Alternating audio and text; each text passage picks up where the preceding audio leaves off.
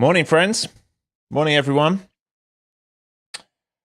Let me know you can hear me loud and clear, and let's get straight into it. Lots to go over this morning. All right, as always, we're going to start on the daily chart. I have now rolled over. All right, I've rolled over into the June contract. Because TradingView keeps trying to roll over NQ1. Every other bit of software is trying to roll over, and volume by the end of today is probably on the new contract. So I've rolled over. So everything you're looking at now is NQM. All right, so the levels will have changed. Just be aware of that. It's one of the reasons I like watching the ETFs. So on the daily, what do we have? Inside bar. All right, right now, we are opening up inside. Previous day high, previous day low. All right, inside bar. Where is the old edge that we're watching? So really, we're watching right here. This is the edge of the old range, which almost lines up with this Friday low, previous week low. We need acceptance over that for any thought of going higher. All right, so if it's going to have any chance of doing some form of mean reversion up into here, it's going to need to hold somewhere around 19.9 and then reclaim pretty much 20,000. All right, so it's going to have to do something like this to get up into here.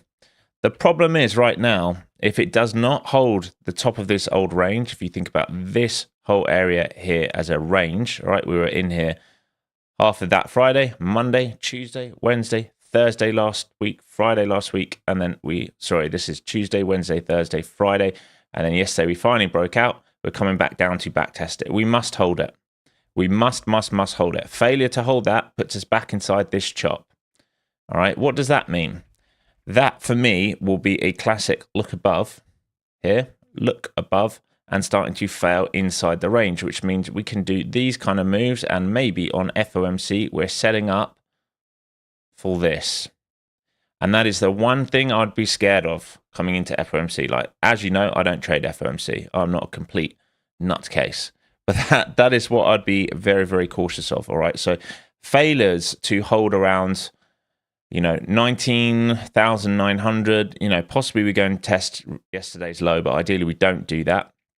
Any failure in here, I'm thinking about short side. So any drive which fails this morning, we're thinking about a short back down towards the lows over the next few sessions, obviously not in one day, but we are considering this might chop around here today. All right, it's probably going to build liquidity. Very possible that we're going to have a choppy session today. Let's have a look at what we've done on the hourly chart and take these off for a second. All right, this pink line, this strong pink channel, that is the old week low. All right, that's what we really wanted acceptance above.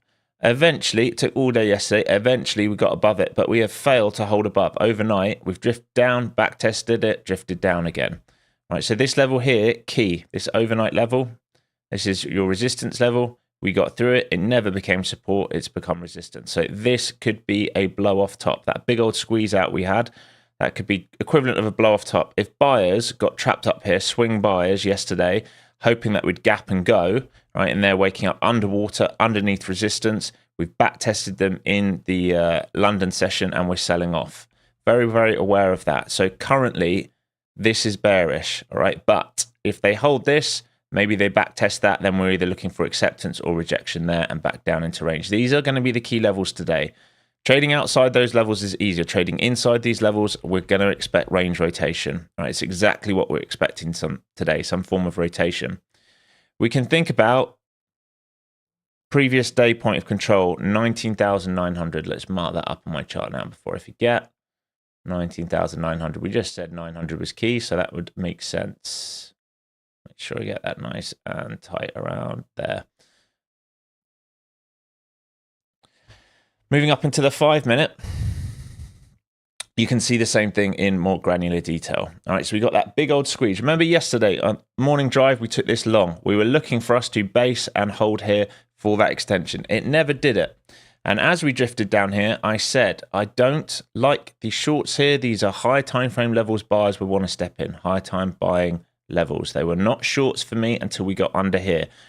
That remains the same today, really, to be honest. I prefer the short one when we start letting go and it's very clear and obvious. Otherwise, it's going to be easy to get trapped, just like this yesterday, all right? They trapped the shorts at the lows and then they put in that 200-point squeeze straight up, All right, there is absolutely no higher time frame to play off on that. All right, luckily I managed to grab a long down here. All right, and I did not get the whole way, but I got a decent amount. This point here is telling everyone this is straight up. It can easily be straight down. We went sideways. Buyers tried to get that rotation up. It never came, and they liquidated them into the close, coming and back testing the same key level. You can see this is the key level, right here. Resistance, resistance, resistance, and it never became support. So possibly today, key level yet again. We dripped down overnight, created range in London and Asia. Now, London is really inside Asia. This is also a worry, right? Does it want to expand something like this today? Very possible, right? Very possible that we do something like that as well. So London took Asia out, both sides, and now we're drifting down. So watching these key levels, yesterday's afternoon pullback, let's not move that, Alex. Yesterday's afternoon pullback into sort of the 19,900 all the way down to 19,830. If we get below that, we can go for yesterday's previous or yesterday's London lows. All right, this move into 70s. If we start to fail under that, that's when I'm much more interested in a short. If we start to break down and reject under here, this is when I'm more interested in a short. I don't truly expect that to happen today, but I'm not going to rule it out. Otherwise, I don't want to get short into here. I'd rather wait for a pop, see some sort of failure pattern, short back down into the range, assuming this is probably going to be the range today. Might have a tightening of a range today. If we get acceptance back above, I could keep talking about acceptance back above here, then I'm thinking long. All right, back into retest that, and then maybe a sell back down into range again. Moving into the lower time frame, you can see everything I've just talked about. Right, exactly the same things working out here on the lower time frame. Just coming and back testing levels, but you can see blow off top, buyers trapped, failure, never held it, and we're starting to reject this key level. All right, so this area here and here become key. All right, if we get acceptance above, we're long above. If we drive in and fail, we're probably short back down to here and maybe back down to here. And this might keep us boxed in for a session or two into FOMC. It would not surprise me at all if they want to do that. Having a look at the VIX. All right, VIX is gapping up. All right, you can see VIX gapping up in a big old drive upside to previous, till Friday's levels. Right, Friday's close, previous week close, previous week low. We're driving back in there and back testing it. So I have to see, does it start to drive upside? If it continues to drive upside, we're looking for a move all the way up to 23s. All right, if you're struggling with your levels on the market right now, just look at the ETFs. It's going to make it way easier for you. A little tip there. Look at the ETFs. It will make it easier for you because you're not going to have to include, all of the rollovers. There's going to be no awkward gaps on this.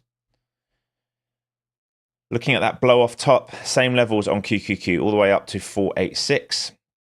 Support right now down to 780. All right, so currently we're just in an inside bar. All right, so I'm expecting just a range rotation day until it proves otherwise. That's all I'm expecting right now.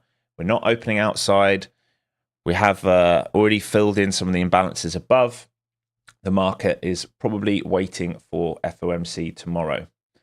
Same with the spiders, exactly the same thing. Drove up into and above that previous week low, and it's having no acceptance above it, failing, sorry, can't get my words out, failing back inside the range.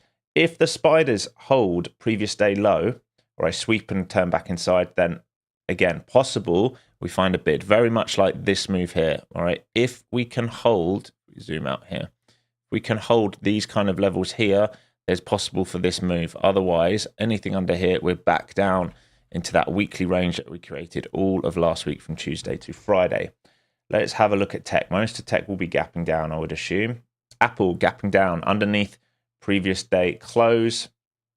It's got a long way to go down if it's going to back test that support structure in 211, 212. But yeah, gapping down inside range, but under previous day close. Let's have a look. Microsoft gapping down inside range, drifting down towards previous day low right now. Looks pretty heavy. Amazon the same. Underneath previous day low. That is a big old gap down there on Amazon. All right. Getting sold into big time. Goog gapping down, coming back to back test previous day low right now. Market does not look pretty right now, I'm going to be honest. Meta gapping down, opening up right on previous day low. Nvidia, let this chart load. Looks like it's a gapping down to me. Why can't it load this? Trading view very slow this morning. Gapping down. It's already swept previous day low. It's seeing if it finds a bid here. Now, this is trying to hold the range that we were just talking about on the market. All right, so if it can hold Wednesday, Thursday high and find a bid here, Nvidia has a shot to try and drive back up to the top side of the range. So most of the market looking very similar. Tesla just got slammed. All right, so finally, yesterday it found that bid for a drift upside towards 240 and they sold into it. Again, coming into key levels here. This is where the market becomes tricky because you will want to start getting involved in the market when it's probably not ready to do the move. So you're going to have some patience today. All right, until that market is telling you what it wants to do, you're going to need to be patient. Right now, in the interim, we're in a sell. You can clearly see blow off top, sold down, lower high, sold down, lower high, selling down, lower lows, but we're in a range.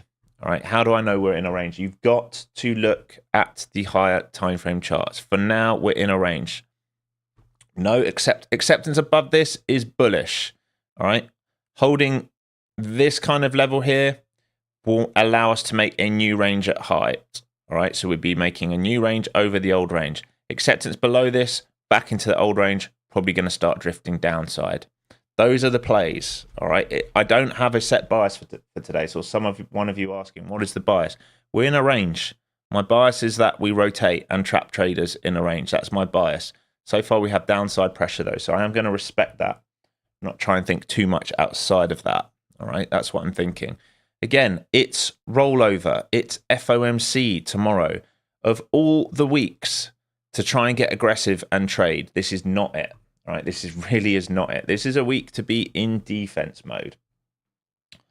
Let's get through this morning shout out. See who's here. Do me a favor, everyone. Smash that like button while you can. Morning, Clint, Jeff, Miguel, Stephen, Exister, Jesse, Scrooge, Max Bucks, Jake and Up One, Jake from State Farm, Peter. I'm sure I just said Exister. Peter, Ramus, Vince, Paula, Leron, Glenn, Tracy Jones, DJ Noah, Thumper, Derek, Trentry, Christy W, Julian, Phenom Z, Ironclad, GB, Capt, Mr. Slim, TR, Crawford, Arturo, Andrew G, Brad D, Indicator, Dopamine, and John. Good morning, everyone. All right, good morning. Make sure you're going through your checklist. All right, make sure you're going through your mental checklist. Do you feel fit and able to trade? It's the first thing you should be asking yourself coming to the screens this morning. Right? Have you slept enough? Have you had enough water? Are you in a good emotional state? Did you go on tilt yesterday? If you went on tilt yesterday, are you carrying some of that over? If that answer is yes, you either shouldn't be trading or you need to be sizing right down. Right? Slow down, getting back into the market. Don't be forcing everything, ruining all your hard work in probably one of the toughest trading weeks of the year. All right, this only happens 4 times a year. All right, only 4 times a year do we get rollover. And we've got rollover on the same week as we have FOMC. So just remember that. You've got triple witching this week, options expiries. You've got futures rolling over, quarterlies, yearlies, weeklies. Just be careful. All right, be in defense mode. We make money by not losing money in weeks like these. Morning, Earl. Having a quick look at the book as well here then. Looks pretty thin, but we just checking I'm on the new contract correctly. Yeah, there we go. Exister, yeah, exactly. Well, I will be taking my vacation on Thursday. And as most of you know who've traded with me a long time, I do not trade FOMC. Right? I like trading the Thursday after FOMC, but I will be on a plane to Mexico City that day. So back into the week, no trading from me. I will be here tomorrow morning. We'll watch the market tomorrow morning, just in case we get a good move positioning for FOMC. The last few, we have actually had that. The morning sessions have been pretty good. Yeah, I never actively take trades on the actual announcement. It gets way too thin for me. The sun and moon and other planets are aligned. It's just not a good week to trade. Well, there are some people who trade the moon cycles, aren't there? I'm not one of them. All right. So 30 seconds left, and let's see what we get. Clint, I've rolled over today. Today or tomorrow, I would imagine most of the volume will start moving over. I moved over because Ninja and TradingView kept moving over. So I was like, if I keep fighting this, it's going to be hard for me to say all the different numbers. So I've already rolled over now. Liquidity seems fine on the new book. I'm watching it, but they are definitely still rolling over. You can see it stacked up, 5 and 10 lots everywhere. But you can roll over any time in the next 24 hours, I would say. I wouldn't leave it till the end of the week. Spiders, again, stronger this morning than the Qs. So QQQ opening up well under VWAP. Spiders opening up, trying to tap its VWAP. And we're coming into yesterday's area where we found that bid already in the market. All right, but the market in a sell. So we're open now. Let's have a look at what we've got on the mag. So Tesla, almost 4% down already, 3.75% down. Nvidia, 1.30% down. Meta 1.31% down, Google 0.5%, Amazon 2%, Microsoft 0.75%, Apple flat. Interestingly, Apple trying to find a bid finally, is it? So let's see. 220 is that key level on Apple. It's been key for a number of months now. So currently opening up underneath it. Let go of it yesterday again. And let's see. This is where we're driving back to. So yesterday's old point of control failing so far. Already coming back into this area where we found bids yesterday. We are in a sell right now. Market very, very heavy since overnight. Now, I'm not in a rush to pull the trigger or do anything right now. Waiting to see. Do we protect this level? Remember, this is the old London high. All right. Monday's London and Asia high. This is where we found a bid yesterday, right there in that afternoon pullback is where bulls came in and protected. If we start liquidating that, then all these bulls, all right, here will become sellers, and then maybe we move down to previous day low. I don't know. If we protect it, maybe we go back into range upside. But location not ideal for the short here. I'm either going to take the short if we start breaking below all the key levels, or if we drive upside and put in some sort of failure pattern. Peter, already higher on the new contracts. Yeah, I thought that was the case. Looking at it last night, but wasn't 100% sure this morning. But the fact that every single thing was nagging me to move to the new contract just meant I did it. Let's put in that New York Open before I forget as well. Nice and patient this morning here, folks.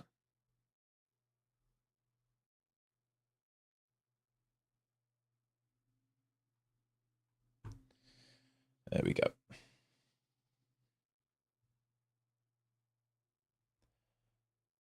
Drifting down into these levels. You can see all these key levels down here. This is where we're coming into, this block here and the H1 where we have these wicks yesterday. All right, so I don't want to get short down here in the hole, but I'm not going to get long because we're drifting lower right now.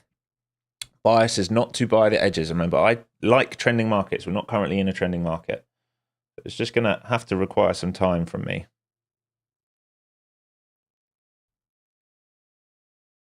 Time and patience today.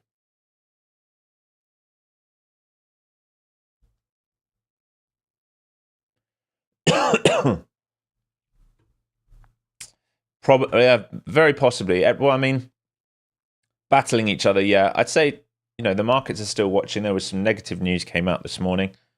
Someone trying to spook the market. I saw something about, was it Amazon? Let me pick it up on the news feed. Trump already talking this morning as well about tariffs. Where was it? Amazon undercuts Nvidia with aggressive AI chip discount. Saw that headline this morning, about half an hour ago. I'm sure there's some other stuff I saw. Putin's been talking this morning as well. All right. So, like I said, defense mode today. That's at least what I'm playing defense mode. The QQQ coming into that afternoon pullback level like we talked about. Market trying to find a bid down there so far, but way, way too early. I'm really not, there's nothing here I'm really excited about taking this morning. All right, as we drift into the old range. If you remember yesterday, I said if we drift in the old range, I become less and less interested. Well, that's what we're doing right now. And the best short location was way up here. All right, it was on the rejection up here. this here. Drive back up into previous week low. There's your top. If you didn't take that breakdown, or this here, you wait for the retest, and that's a short. I don't want to be short down here. Even though we can drift lower, there's no way I'm shorting into an area where we found a bid yesterday. If we break down under it, all right, if we break down under it and start finding sellers, then maybe I'll consider it. Market very, very heavy so far this morning.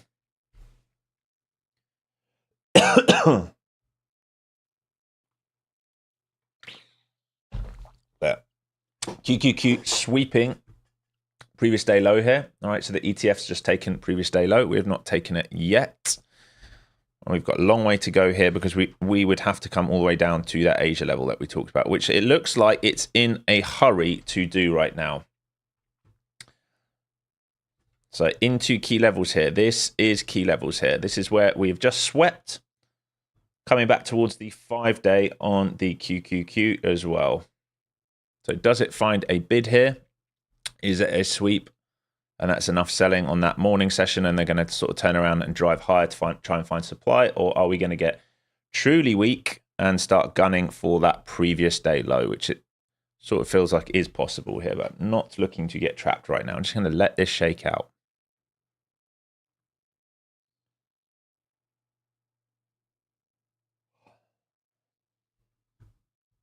Yeah, divergence in the tape. QQQ already taking previous day low. NQ not taking previous day low. SPY nowhere near it.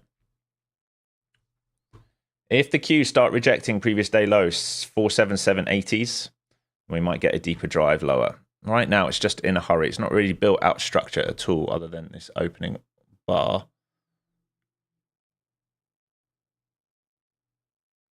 Just straight down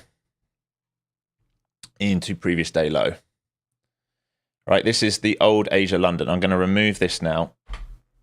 This is the old Asia London, which we left intact yesterday, which is coming towards, which is previous day low. So it feels like low-hanging fruit trade might be back towards that if they can get a continuation of selling here.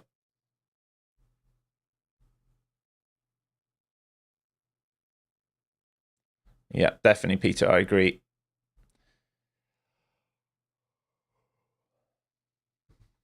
Very, very, very, very, very heavy.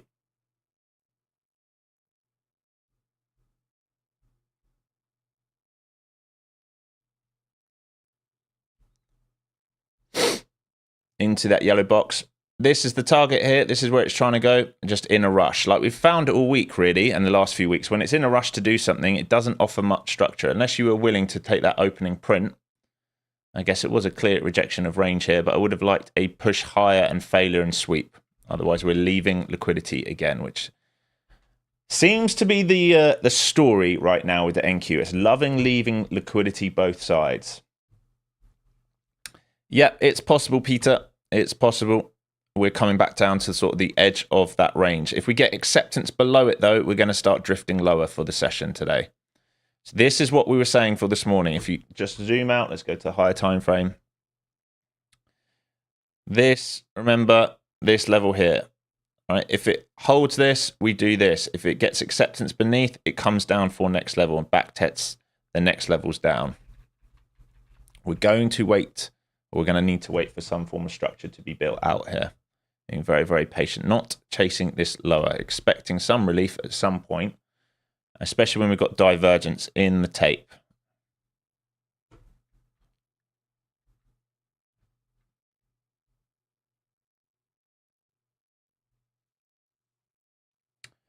So QQQ into its 5-day. Spiders still haven't taken previous day low. They can still take those. NQ hasn't taken it yet either. It's just protecting it for now. So do we gun upside and back test? Do they put on some form of squeeze? Let's just have a look. Market's still very, very heavy. Tesla over 5.5% down. Nvidia 2.5% down. Meta 2.39% down. Google 0.80% down. Amazon over 2% down. Microsoft 0.75% down. And Apple the only green one. All right, so finding a bid there in front, you would expect them to still come back for those lows.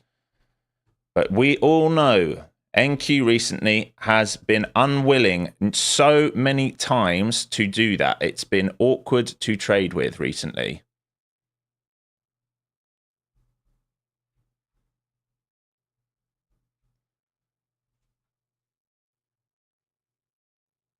building out a tiny bear flag. We're very extended from the flow zones, and we're in that Asia-London level. Yeah, exactly, Mr. Slim. Like I said, Trump been talking this morning. There's all sorts going on. There always is. Even though we've got no news per se, like no number, there is news this morning. You got China talking about if they're going to safeguard stuff with France. Let's have a look. US officials talking about the tariff rates. So previous day low, very close to being taken here. If you managed to get this short, I didn't. But if you did manage to get this short, this should be a partial into this level.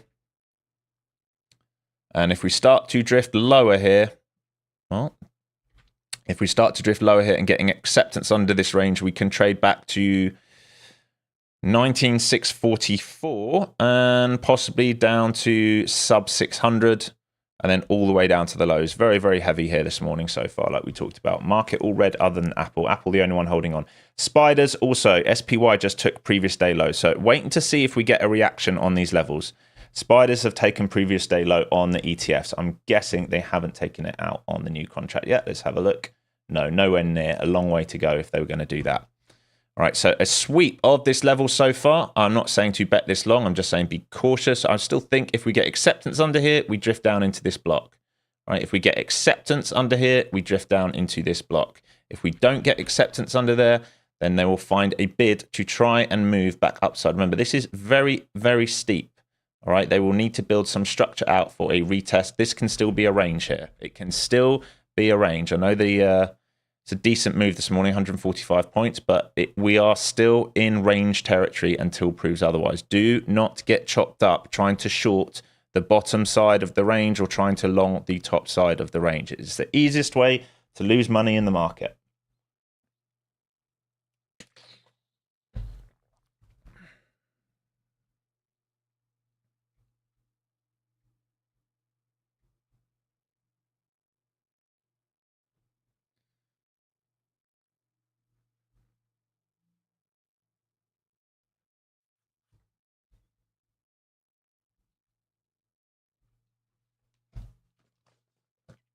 Building out some structure here now, finally, after sweeping.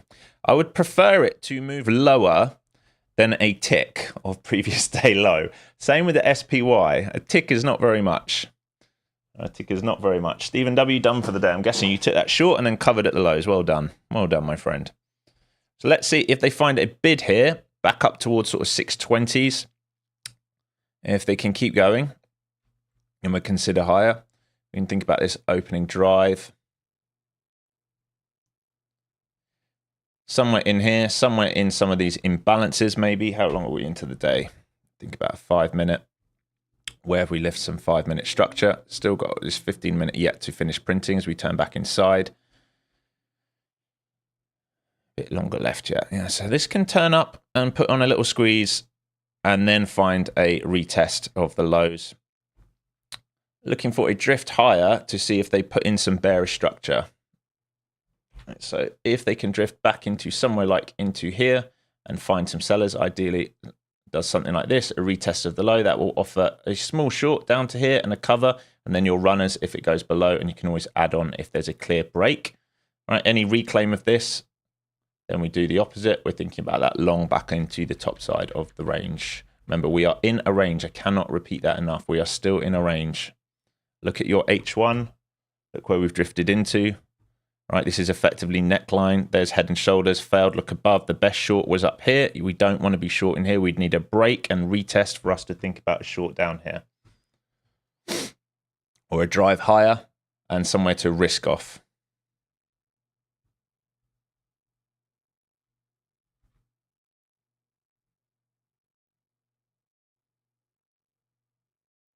Feels like it's just getting heavy here. Whoa. Whoa. What a move. I actually managed to catch some of that. I need to get out on my copy trader though before flatten everything. I've just made way too much money. Way too much money. This is my biggest day of the year. You don't want to know how much money I've just made, folks. 1, 2, 3, 4, 5, 6, 7, 8, 9, 10. $10,000. Holy smokes. It's what happens when the copy trader doesn't work. So I got in a little piece here, and once it snapped, I added. And then copy trader started failing, and it just drifted all the way down with me. I'm out of that now. I'll take that. I will take that.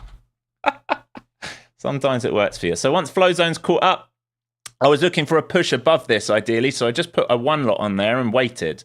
And then it started failing, and then I added one in here, and before I could say it, it snapped. So drifting down now, I'm not in anything now, folks, by the way. Drifting down, if you took that, all right, your next level, ideally it retests this to confirm, but it's not looking like it wants to do that, and you drift down into here. Ideally, you would get that move. Holy smokes. Yeah, counting those $1,000 by one, it's exactly what I was doing. It's literally what I was doing. Like, I had to cut it because I've made too much money. This will be over the 30% rule. Luckily, a lot of these are already up well over the buffer, but that is a that's me done. I'm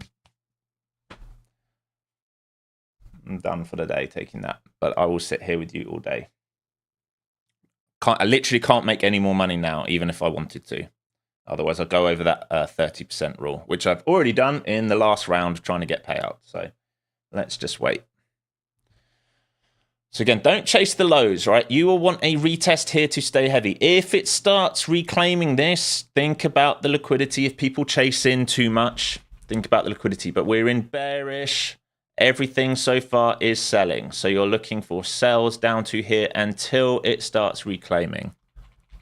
Oh my gosh. I actually can't believe that the moment I added into that contract, it flushed. My second entry into that contract was at 65, and it flushed like 50 points instantly. Rob P, 30% of what? Of total amount in the account. All right, so with Apex, you have a 30% consistency rule. With Tradeify, you have 35. So one day can't be more than 30% of the account. So I like having base hits. All right, I don't like making too much money on each account. Yes, Rob, that's it. Yeah. Paul, I'm not going anywhere. I'm still going to be here. Still going to be here. All right, so big flush candle here. Remember, if shorts get trapped at the lows, all right, then a reclaim of this will be them getting in pain. Until then, we're still thinking short side. Can we build out liquidity for a move lower? Don't short the lows. Wait for structure. Wait for some sort of failure like we had here to try, fail to get above. Then wait for something here to get short into. Reclaim of this, you're not looking for shorts. At this point here, we would be looking for a long rotation back upside. Long rotation back upside if it reclaims.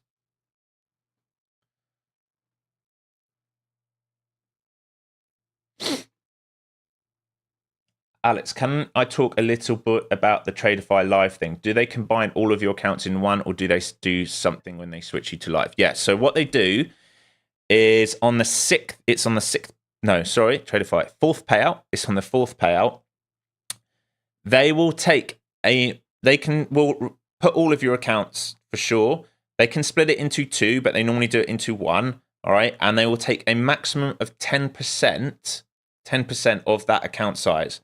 What do I mean by that? If you're trading a 150K account and you get into the 4th withdrawal and you withdraw your money, you don't want, in that 4th withdrawal, after you've withdrawn 3,000, 4,000, whatever it is, after that 4th withdrawal, you don't want more than 15,000 in a 150K account per account, right? They will only take out a maximum of $15,000 on 150K. 100K would be $10,000. 50K would be $5,000 and move it to live. Yes, you can have 5 accounts. So, that's $15,000 times 5 into one account. No problem. They're happy to do that. Anything more than that, you effectively lose. So if you've run that up to $45,000, it's completely pointless. Completely pointless. Once you move to the live account, you can run it up as much as you want. I think they've lowered it to 5 trading days. And once you get, I think it's 2 payouts. I'm going to have to check this on the live. Then you can do daily withdrawals like you would on Take Profit. And they're setting up privileges where they're going to start copy trading you and paying you back. And there's all sorts of other stuff. A lot of it's still being sorted out because they're only, 3 days into being able to do it. But yeah, they'll roll it all into one account. I think at the moment they said you can have a maximum of 2 accounts. But yeah, they're really working on their live thing. It's a different offering to what you're getting elsewhere. So this is potentially trying to build out this bear flag, right? This is potentially trying to build out a bear flag versus this level here, all right? Don't short as we go up. You want to see a shift in momentum because they can keep going up if they want, all right? If they reclaim this, all right, this would be the look below the previous day low. If shorts get trapped here, who didn't cover like me, they offer that trade upside. All the time we stay heavy versus this, you're thinking about shorts. So this is starting to look better for a bear flag now. And you would need to see this break the low for this run down into this pool of liquidity down here.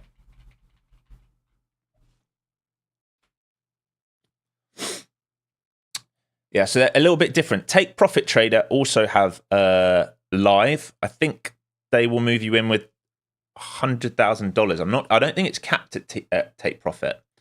A bit like their payouts. Their payouts aren't capped. So on Take Profit Trader, you can take a payout every single day that you're above your buffer, all from the first one. They said, I think it might be up to you, Crawford. 1 or 2, 2 max. So I think it's 1 or 2. I think it's up to you, up to the trader. Yeah, exactly, Coop. Or build it up to like 18,000 or something, and take that final payout, and then move the rest across. But exactly, it's not. This is the thing. This is why you have to know about trading each firm. My goal right now with Apex is to start running these up. All right, start taking the payouts every 8 days, but start running these up, because I know on that 6th payout, I'm pulling a whole lot because they don't move you to live. That's why you see guys like Jade, guys like PW last year, all these guys taking out 600,000. Jade's about to take out like 1.8 million. He's already at $1 million. He just needs 20 more trading days. He's on track to take a massive payout with Apex. You know, you can take 6-7 figures with these companies. With guys like Traderify, guys like TopStep, you can't. They're going to roll you into live. They're going to cap you. TopStep doesn't cap you as much as Traderify do, but there are other issues there. So bear flag breaking down now. This look really good. Look, rejection of this level. There's your bear flag. Here's your entry. And now you're looking partial down to here, all right? And then you want break of structure and a move down into here. Just stick with the shorts until proves otherwise. Make sure you're paying yourself a little bit towards this low, though. Just protect it and then get your stop in. Protect it and get your stop in.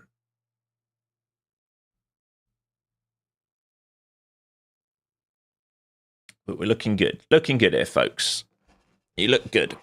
Break of this low, and we go down to next level. And there is an old value area high here at 640. So I would be watching a move into 640, all right, which is where we get into some H1 blocks. Remember, I'm always looking at the higher time frame. I don't really care about the lower time frame other than entry. Can you get a partial out into here? Old value area high, old block. If we get through there, we're going to wash the lows into 580. If we get through there, all right, we're going to come all the way down into these levels. All right, this is a big move. This hourly bar, very, very big. 7 minutes left. There's your break of structure, lower time frame. So you look good. You should have locked in a partial. You should have your stop in place, and you should be holding runners now for this move. So depending how much you've got left, I'd say, you know, watch carefully of the reaction into 650, 640. If we sell through that, you're looking for a move to 580. If we sell through that, all the way back down to lower side of the range. But you should have paid yourself already here a little bit. So let me know if you got winners in chat. Hopefully some of you got that. Crawford just took 70 ticks on that. There you go. 70 ticks is good, mate. Whether you took the start of this white candle or the breakdown under here, that's still good points. Look, that's a 40, 50 point move just to here, and you should still be in it. So you should have paid yourself some 40 or 50 points and then holding for the next move. There we go. Peter with the win, Clint with the win, Pat with the win, Leron with the win, Alan with the win. Nice. Nice, nice, nice. Thumper with the win. I love it, team. Same Same people turning up every single day. 126 of you on stream. Lots of you have been with me here since the start of the year or end of last year. I only started streaming in September. And it's the same people who turn up every day who are making money. They understand the strategy, they do the course, and it just becomes second nature. Yeah, ironclad. Burrito money. Burrito money today with avocado and eggs and gold for me. With that win and gold. That's my biggest win of the year. It's my second big winner of the year, which is crazy. It just happened so quickly. It wasn't even a huge move. I think my average price was about 770. So I got about 60 points, but it's the fact that I added to the winner that's what paid.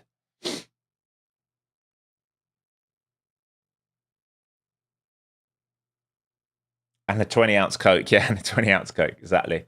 So watching the ES here, drifting down into its 5-day. We're going to watch the ES as well to think about previous day low. It's the only one yet to take previous day low. Remember, relative strength over there in the ES, but it's coming into its 5-day now. So it's back testing its 5-day. Remember, we printed above the 5-day for the first time in the market last week. We started getting above it last Friday. We back tested it yesterday, held it for a drift up, and we're starting to sell under it. You can see that 5-day on the higher time frame. This blue squiggly line, all right, it's the 5-day. ES is coming right into this level here, but it's down here. And then we're going to shoot for previous day low. So just keep holding your runners right now. Make sure you're paying yourself, hold your runners. You're looking for a drift down. Anyone buying this is a bit of a psychopath. There's no reason to buy this now. We're breaking down under the levels.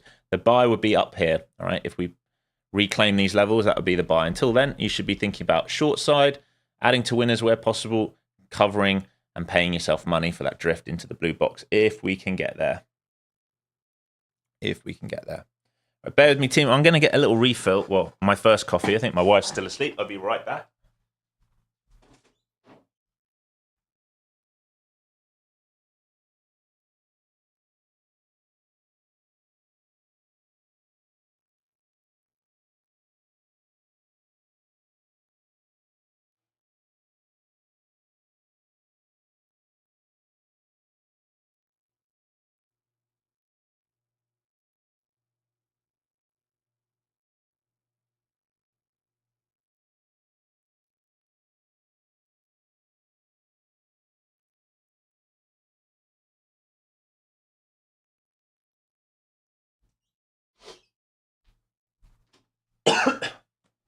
Lovely. All right, you still look great here, team. You look fantastic here. Still drifting down. So if you have runners, keep holding them. We can put a little channel on here. It's a very strong channel. So at some point, we would expect some form of reaction. So make sure you're paying yourself. Don't get greedy. Don't short the lows. Do not short the lows. Don't get greedy and short the lows. Let's see how far down we can go. And remember, keep looking at the higher time frame. Where do we want to drift into? Where did we find buyers? This was the first sign that we found buyers. Right, so we're coming to back test areas where we have those buyers. Right, that's where we're drifting down towards. It's an old value area low right here. Right, this is where we're drifting towards, this kind of level. 660, 650, and the bottom side 580s. That's where it's trying to get to as step one. If it lets go of that, then we go even lower. We can also, I'm going to also think about this as a fib range from here to here. Right, into a 60%. So the short ads get worse and worse as we get into here, right? This is more likely a covering zone until proves otherwise. So make sure you're paying yourself some money and then holding for that drift lower. Yeah, it really dumped. And look at the VIX, all right? Those that were with me pre-market, look at the VIX. It just broke through those levels we talked about, all right? Broke through sort of 2180, and we're drifting all the way upside towards previous day high now. Cannot be a buyer in the market when the VIX is going on a rip.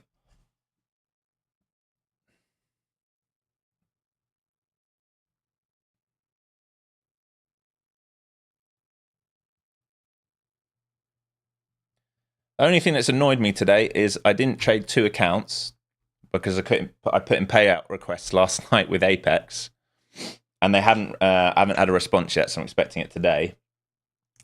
So it's cost me a little bit of money, not linking them.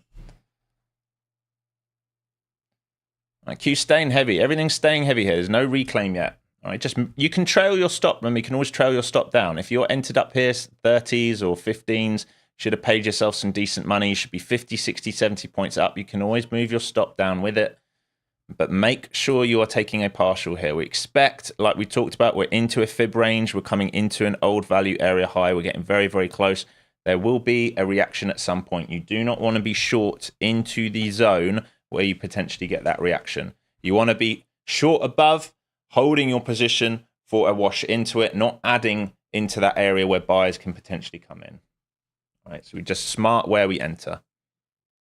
But we are heavy. The VIX keeps going here. Keep holding those runners. You want a new breaker structure, new low there. There you go. Fantastic. Trend intact. We're going for that blue level. We are gunning for that blue level. Here's old value area high right now. This is literally the area right here, right now. We want acceptance below that to keep going down. Peter, lovely. Peter still got a runner. Hopefully lots of you have still got runners. I'd like... If I was trading my own account, I would still have a runner in this, but I cannot make too much money.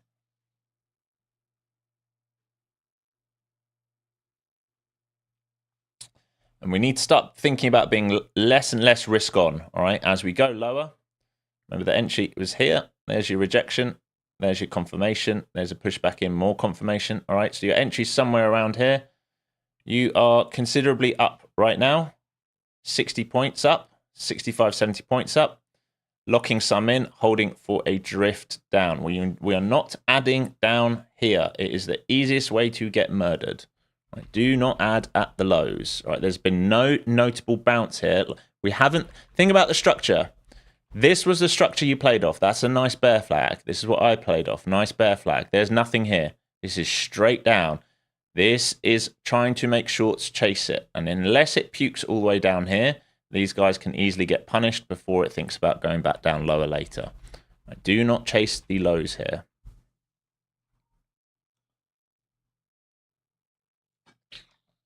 Yeah, you're all very much like me by the looks of it. Jake and up one, maxed out for profits for the day. How nice is that? Name me another job where in the first 30 minutes you can make that much money and you're maxed out. All right, watching the volume here, volume signatures, seeing if it starts to try and find a bid. Like we said, ES is right at its 5-day. Swing traders will be watching this. Believe it or not, swing traders will be watching this 5-day. 5-day, 20-day, and Bollinger Band relationship for swing traders is very, very important. And the ES is right on it right now. Spiders well beneath their previous day low. ES not quite there. ES can melt all the way down to 5,650 basically, if it really wants to. VIX still going, holding up so far near the high of day, but expecting a bounce at some point soon. Think about the fib that we talked about. Think about the old value area high. Think about the higher time frame. If I can make you guys learn anything, think about the old value area high. Think about this block here that we exploded out from, where we traded back to, this block. We don't want to be short at this block. We want to be covering some positions in this block and holding runners. We expect a retrace, right? You've got a new hourly bar here. If this new hourly bar wants to retrace all the way up here, it can. We can think about a 4-hour because it's also a 4-hour bar, right? This can easily, if it wants to, reprice into here. If it really wants to, reprice into here before going lower or getting stuck, right? Think about that H1 transition. This level here, H1, H4 transition, it's going to be key. Right? Do they stay heavy versus that close, or do they print inside to go lower? Or do they expand lower to then come inside? This at some point will be filled, whether it's today or tomorrow. I would expect we are either going to do this for the rest of the session, or we're going to do this for the rest of the session. One of these, but this will not be left quite so clean, unless the only way that happens if we go in a monster sell and their plan is to buy it cheap to run it up on FOMC. That's the only way we don't go and fill some of this imbalance.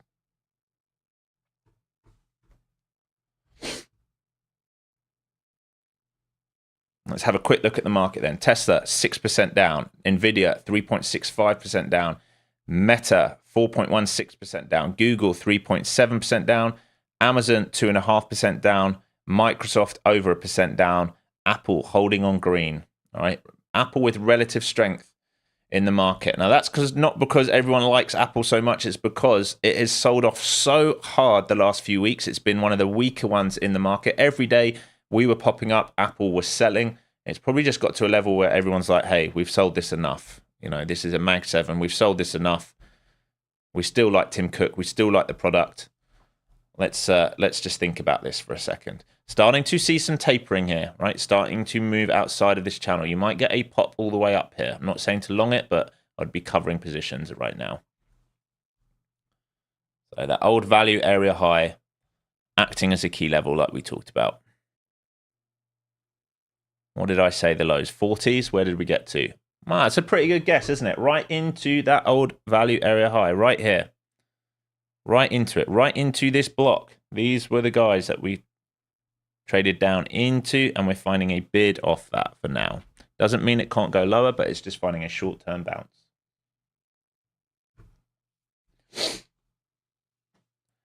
Slash Chi, Flow Zone, you are a legend, man. Thank you very much, Slash Chi. Thanks for the kind words. All right, team, so I'm going to tell you something. I wasn't going to do this till tomorrow, but I did promise all of you a sale, didn't I? I promised you a sale for Easter. So this is going to run until Sunday night. All right? Bang. There you go. I'm going to give you guys $100 off the Flow Zone course. All right? That will run until Sunday night. All right? So $100 off. What do you get in the course? All right? It is a 20-hour course. It will take you from beginner to advanced. It's great for newer traders, but it's also fantastic for those traders who are stuck, who've been trading a number of years and are getting a little bit stuck and can't quite get everything sorted in their head, trying to find out, you know, unlock the secrets to the market. This is your time to do it. 20-hour on-demand course. What else do you get? You get lifetime access to my Discord, where I'm trading in the afternoons, where I'm calling out positions, where I'm saying what the market's going to do, the pre-market prep. And on top of that, you get my Flow Zone indicators, right? All of this included, one-time fee. All right, that sale will end Sunday. You've got until Sunday to get it. I promised you guys a sale. It's there. It's live right now. All right, it's live right now. Live right now. All right, so all you have to do at the checkout, just type in Easter as the code. So go to flowzonetrader.com and at the checkout, type in Easter as the code. All right. Lots of you trading right now have done that course, all right? So I'm sure if anyone's not sure, you can ask the people right now in chat. You can head over to Trustpilot. Lots of people leaving me nice reviews in Trustpilot right now. I only got that set up last week. There you go, Pat, just what I was waiting for. There you go. There you go. I know a few of you were asking for it for a while, so there you go. It's there for you now. All right, so we're starting now to build. You can see there's the old value area low. Here's some liquidity. All right, if it starts to reclaim that, more than a sweep, if it starts to reclaim these levels, a rotation becomes possible. Until that, we're still thinking short. This is the area where it will want to try and sell off versus to get lower. Reclaim of that is where shorts start to cover. All right, so this is decision point in here. And previous day low as well, of course, key level.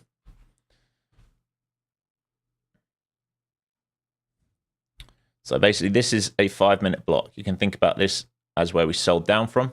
Reclaim of this opens this gate, especially over this, opens this gate. What I am going to do today, which we don't always do, but I will do it, is an anchor off the open because we're pretty extended. So let's do it off here. All right, that VWAP is our VWAP off the open. All right, so all the time we're under that, we're technically in a sell. Sellers are in control. All right, so all the time we reject this and this block here and these guys here, we can move lower. Remember, this is what the market is doing for now. That will change if we do this. I wouldn't necessarily join here. I'd be thinking about a join there if you're really adamant on getting long. Until then, it's short because that's the confirmation. Remember, this can always do a little sweep and then go, oh, tricked you, see you later. So that's why I always like the one afterwards, right? The stronger confirmation long first bounce. Building out liquidity here now. Rejection of this block. Seems like it still wants to go lower. Seller's still in control.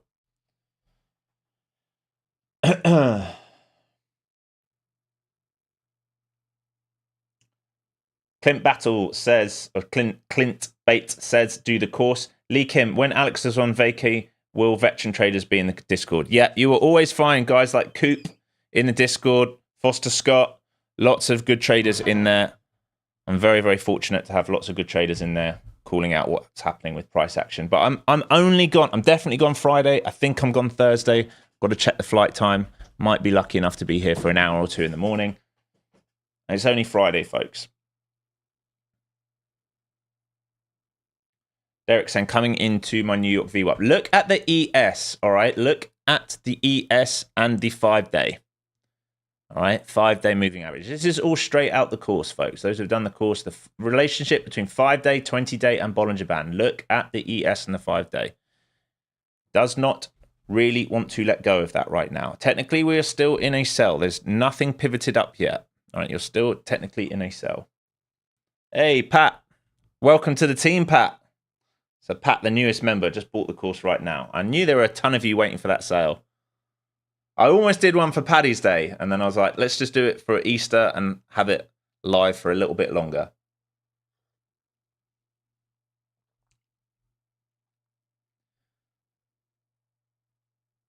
So starting to build liquidity. I would be cautious.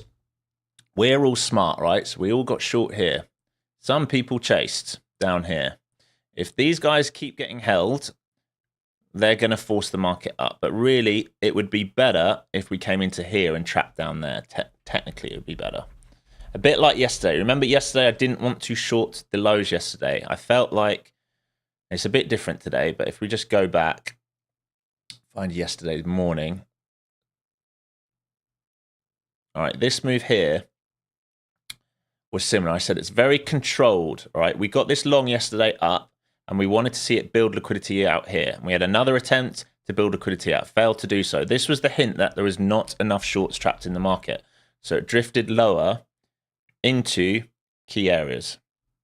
Don't like getting short in these levels. That's sort of where we're at on a higher time frame right now. All right, so it can keep going lower, but your position, your ad needs to be at a good spot. All right, so where are we seeing these levels here? Again, you're always looking left on a higher time frame. Left on an hourly is showing you this right here. Buyers might step in this block. You've got to respect, always respect what you're seeing to the left of you. This is telling you, hey, there were buyers here before.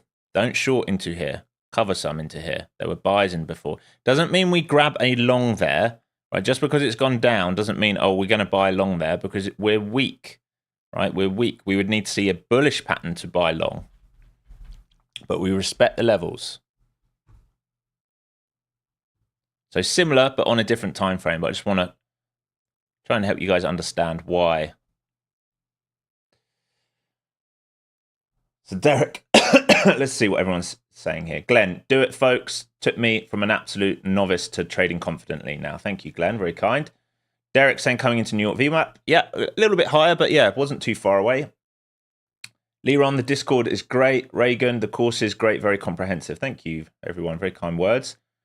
I'm learning how to read charts from the course and then live. We are in a good place on how to trade charts, and the Flow Zone Trader is showing us the tactics. Yeah. Yeah, Coop. The teachers made $10,000 in 30 seconds. If that isn't endorsement, I don't know what is. Yeah. Thank you, Coop. Hey, it's not every day I make that, though.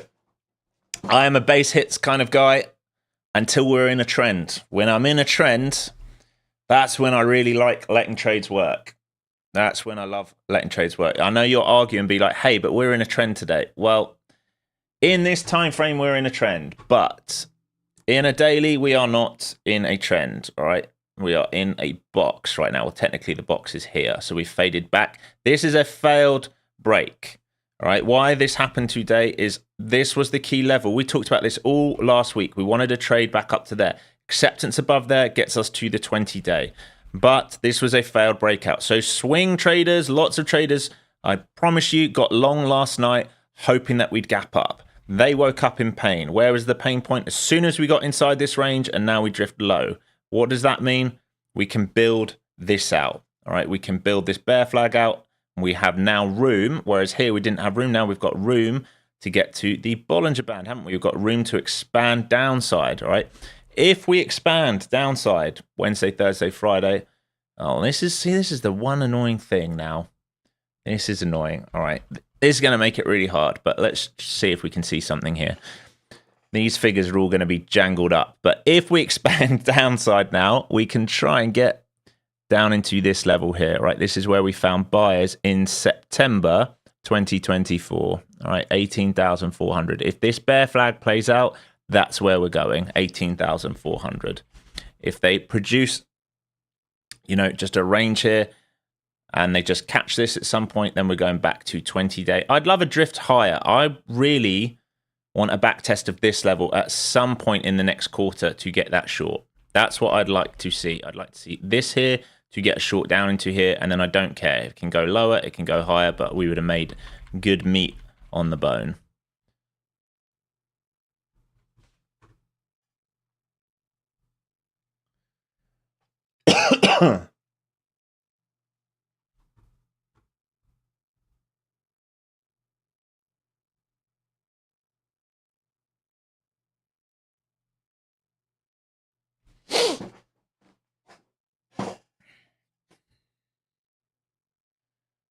So starting to base out here, you're starting to see some tapering. All right, so just be careful. This is now your range down here. All right, you will need liquidation of this to hold your runners. Anything above here, we go upside. All right, so we're trading sideways. Think about stuff from the course. We go down. This can still be distribution, but it's collecting traders inside here. And at some point, it would make its decision, or it will do a failure and decision, especially in the next 15 minutes. Why in the next 15 minutes? Because we're going to have the initial balance set. I still favor holding runners to go lower right now where possible. No reason to get long yet. If we fail to move lower, that's when it will start trapping shorts who are chasing the market lows.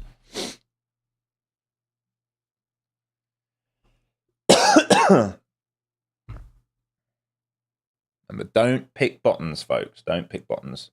Don't pick tops. Those people who tried to pick tops yesterday got wrecked. Those people picking bottoms today are getting wrecked.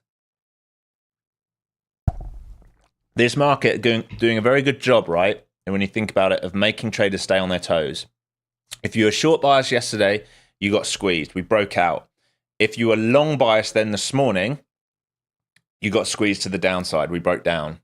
All right, so it's not giving any patience here. It's like, let's trap, we go. We trap again, we go. We fail breakout of the high yesterday, we turn inside, we go lower.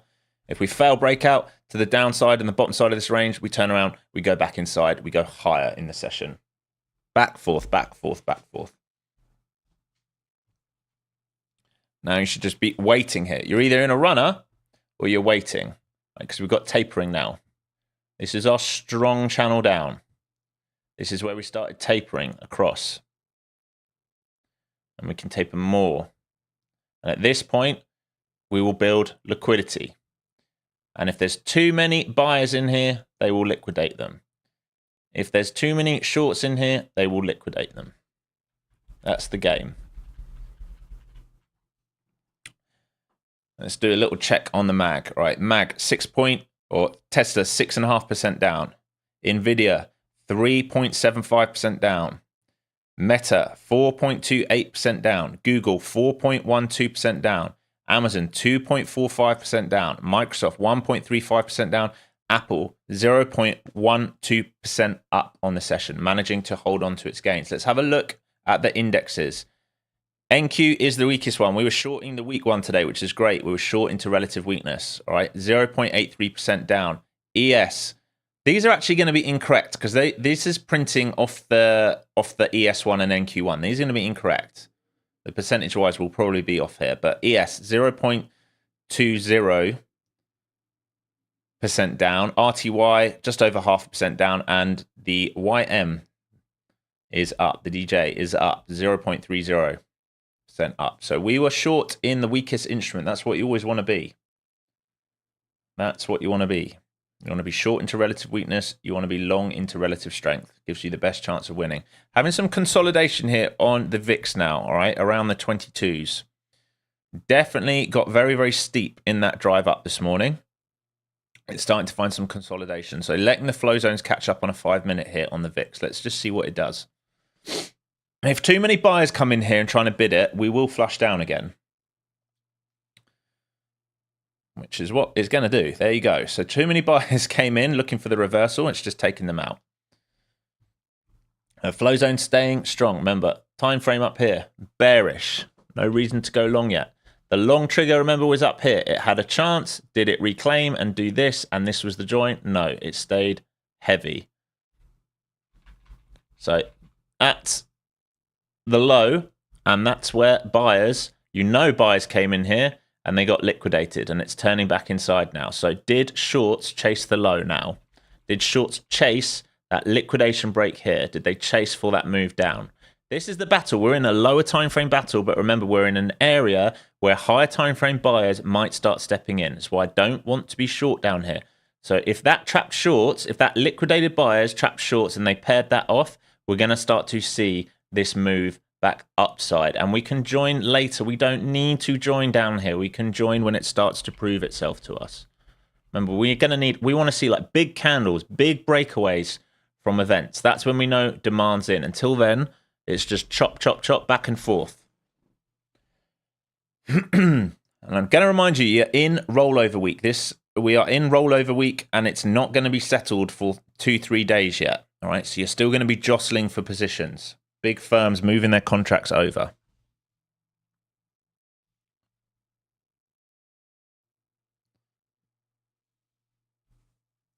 All right, at least half of you still not smashed that like button. I am like a broken record saying that every day. Come on, folks. Hit the like button. Share the stream on your socials. Do me a favor. Let's start growing this. Start growing this channel aggressively now. Got a good amount of you here every single day. I would love to help more and more traders out. So starting to see if some volume can come in here.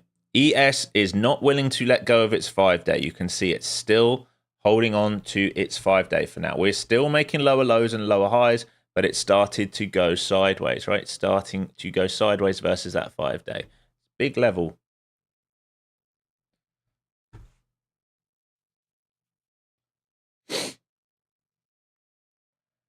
Volume starting to step in here. You can see it. Look at these candles. Failed breakdown, washed the bulls out the market, trapped the shorts, turned inside. Look at the volume. Some of the biggest volume of the day. That's probably average volume, and we're over it. Now we're going to start to see a squeeze upside. We need to see here, if we start to break out here, if we get that continuation, does some genuine buying step in here, or is it going to be like a wash and a hunt of liquidity in the range to come back down inside? Do we just do this for a long time today, which will be a no trade kind of play? Or do we break above, pull inside, start producing higher lows, and go back for these? Remember, this is probably going to be your IB low. We've got New York VWAP up and main VWAP up here. So we're going to be in a rotational day. That's what we can think about. To print an inside bar, right, we'd need to get back above this green line, won't we? We're outside right now. We're potential trend down outside this. Inside this, we reclaim previous day low. That's where we can go back inside to range. So this green line here and yellow box becomes very, very key for the remainder of the day. Hopefully that makes sense to everyone. If you look at a daily, we're currently outside. We reclaim that green line, we're inside. Very, very different types of trading days.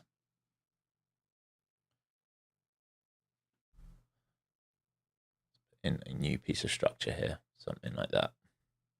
Get rid of this.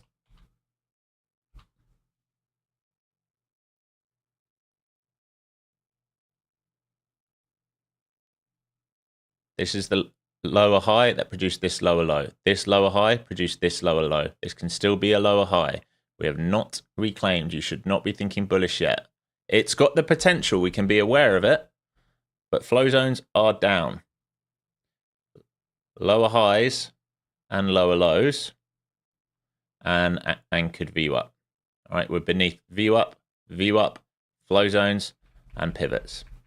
No reason to be going early on the short, is there? Don't go early. Oh, go early on the long, sorry. No reason to be going early on the long.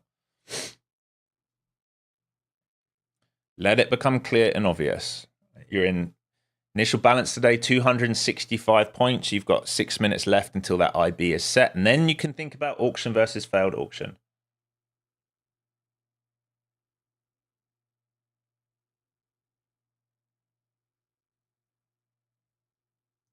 I'm glad you were a guest on NT. That's how I found your channel. I watched a little bit of their new channel first episode yesterday. Not sure I like it at all. Yeah, I've been in talks with them, but I don't currently see the advantage of going over there. But I like them. I like Ryan, the main guy in charge of PR over there. They're a good team, really nice guys. They know I use their instruments. One of my videos on Ninja Trader is very popular. And I'm a partner with them. There you go. So starting to break here and starting to squeeze. Now, this is the high we'll need to take out, all right, for it to technically be a long. This is the high that produced this low. From a technical standpoint, it will need to pivot above this here and get above this, and then there's a long opportunity.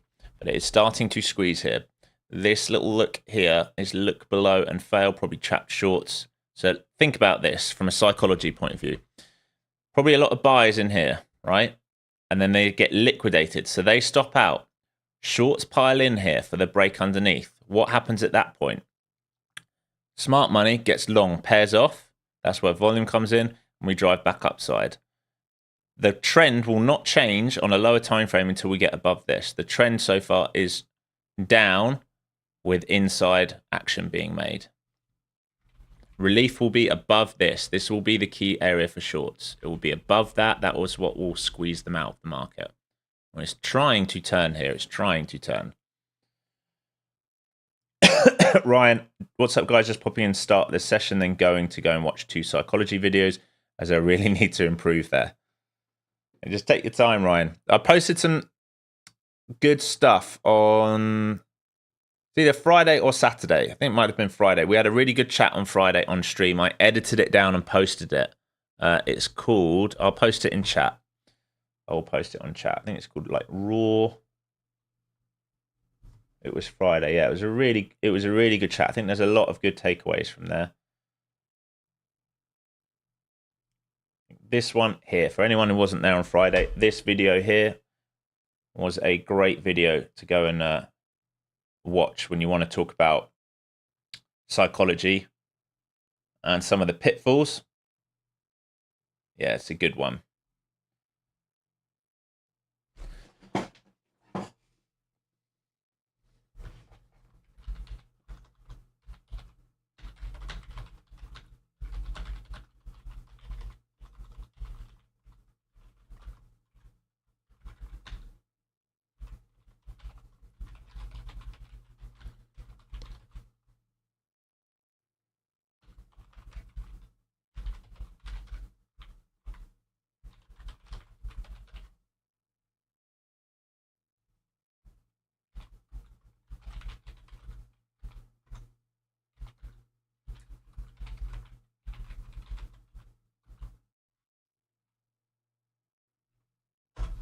Should have probably done that earlier, shouldn't I? Just posting that now. All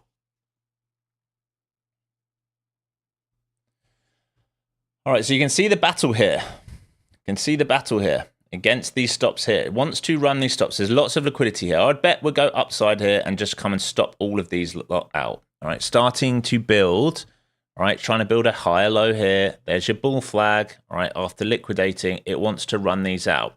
What we do at this point becomes key, because if it can't hold to do this and it can't liquidate them, then we go back into that range. Which is why I don't like playing the first part. All right, I like waiting for an explosive move, a pullback to an RBS level, a hold, and joining for this play up. If we're going to go all the way back up today, right, you will have plenty of time. Think about, if we're going to do a V shape, basically, if we're going to go all the way back up, you're going to have plenty of time to join it. You don't need to join it down here and guess. All right, you can join it when we start reclaiming levels. Remember, main momentum today is in a sell.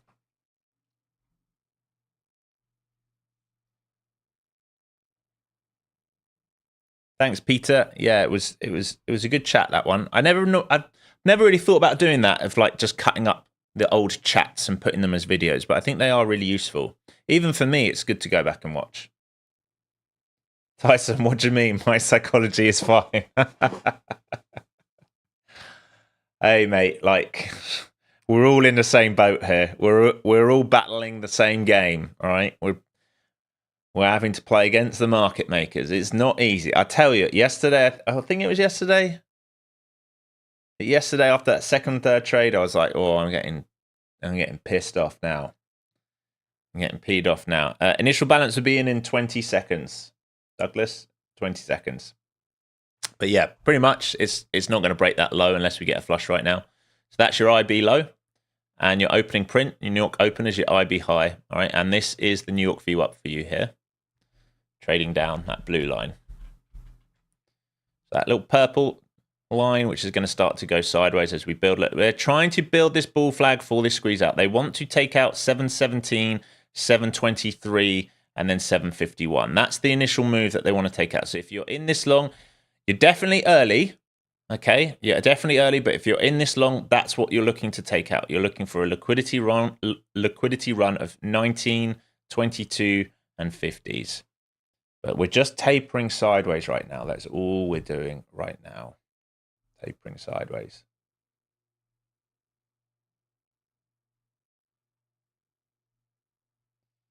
Let's have a look at the book. Where are the sellers? There is it's nice to see the orders have started to move over now, migrating across. There's a seller here up at 730s, 735s, 200 lot. 735 is probably the VWAP, is it? Just above.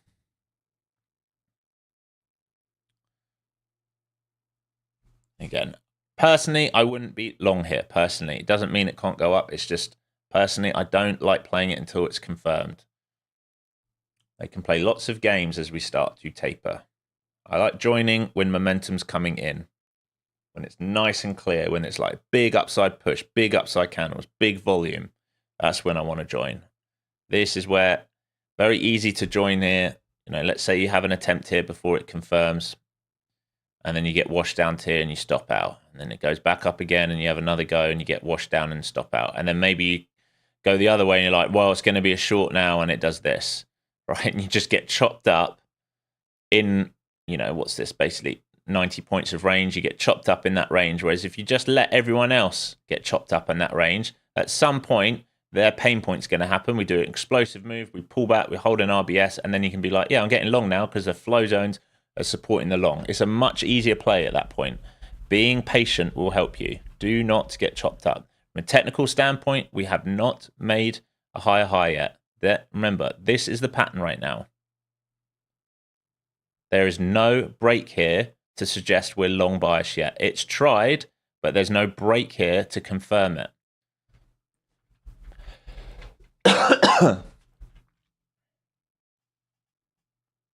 Exactly, Peter. No confirmation yet to go long. ASD, boom, up 500 and each account on 2 accounts. Hey, it's good money, man. $1,000 is good money.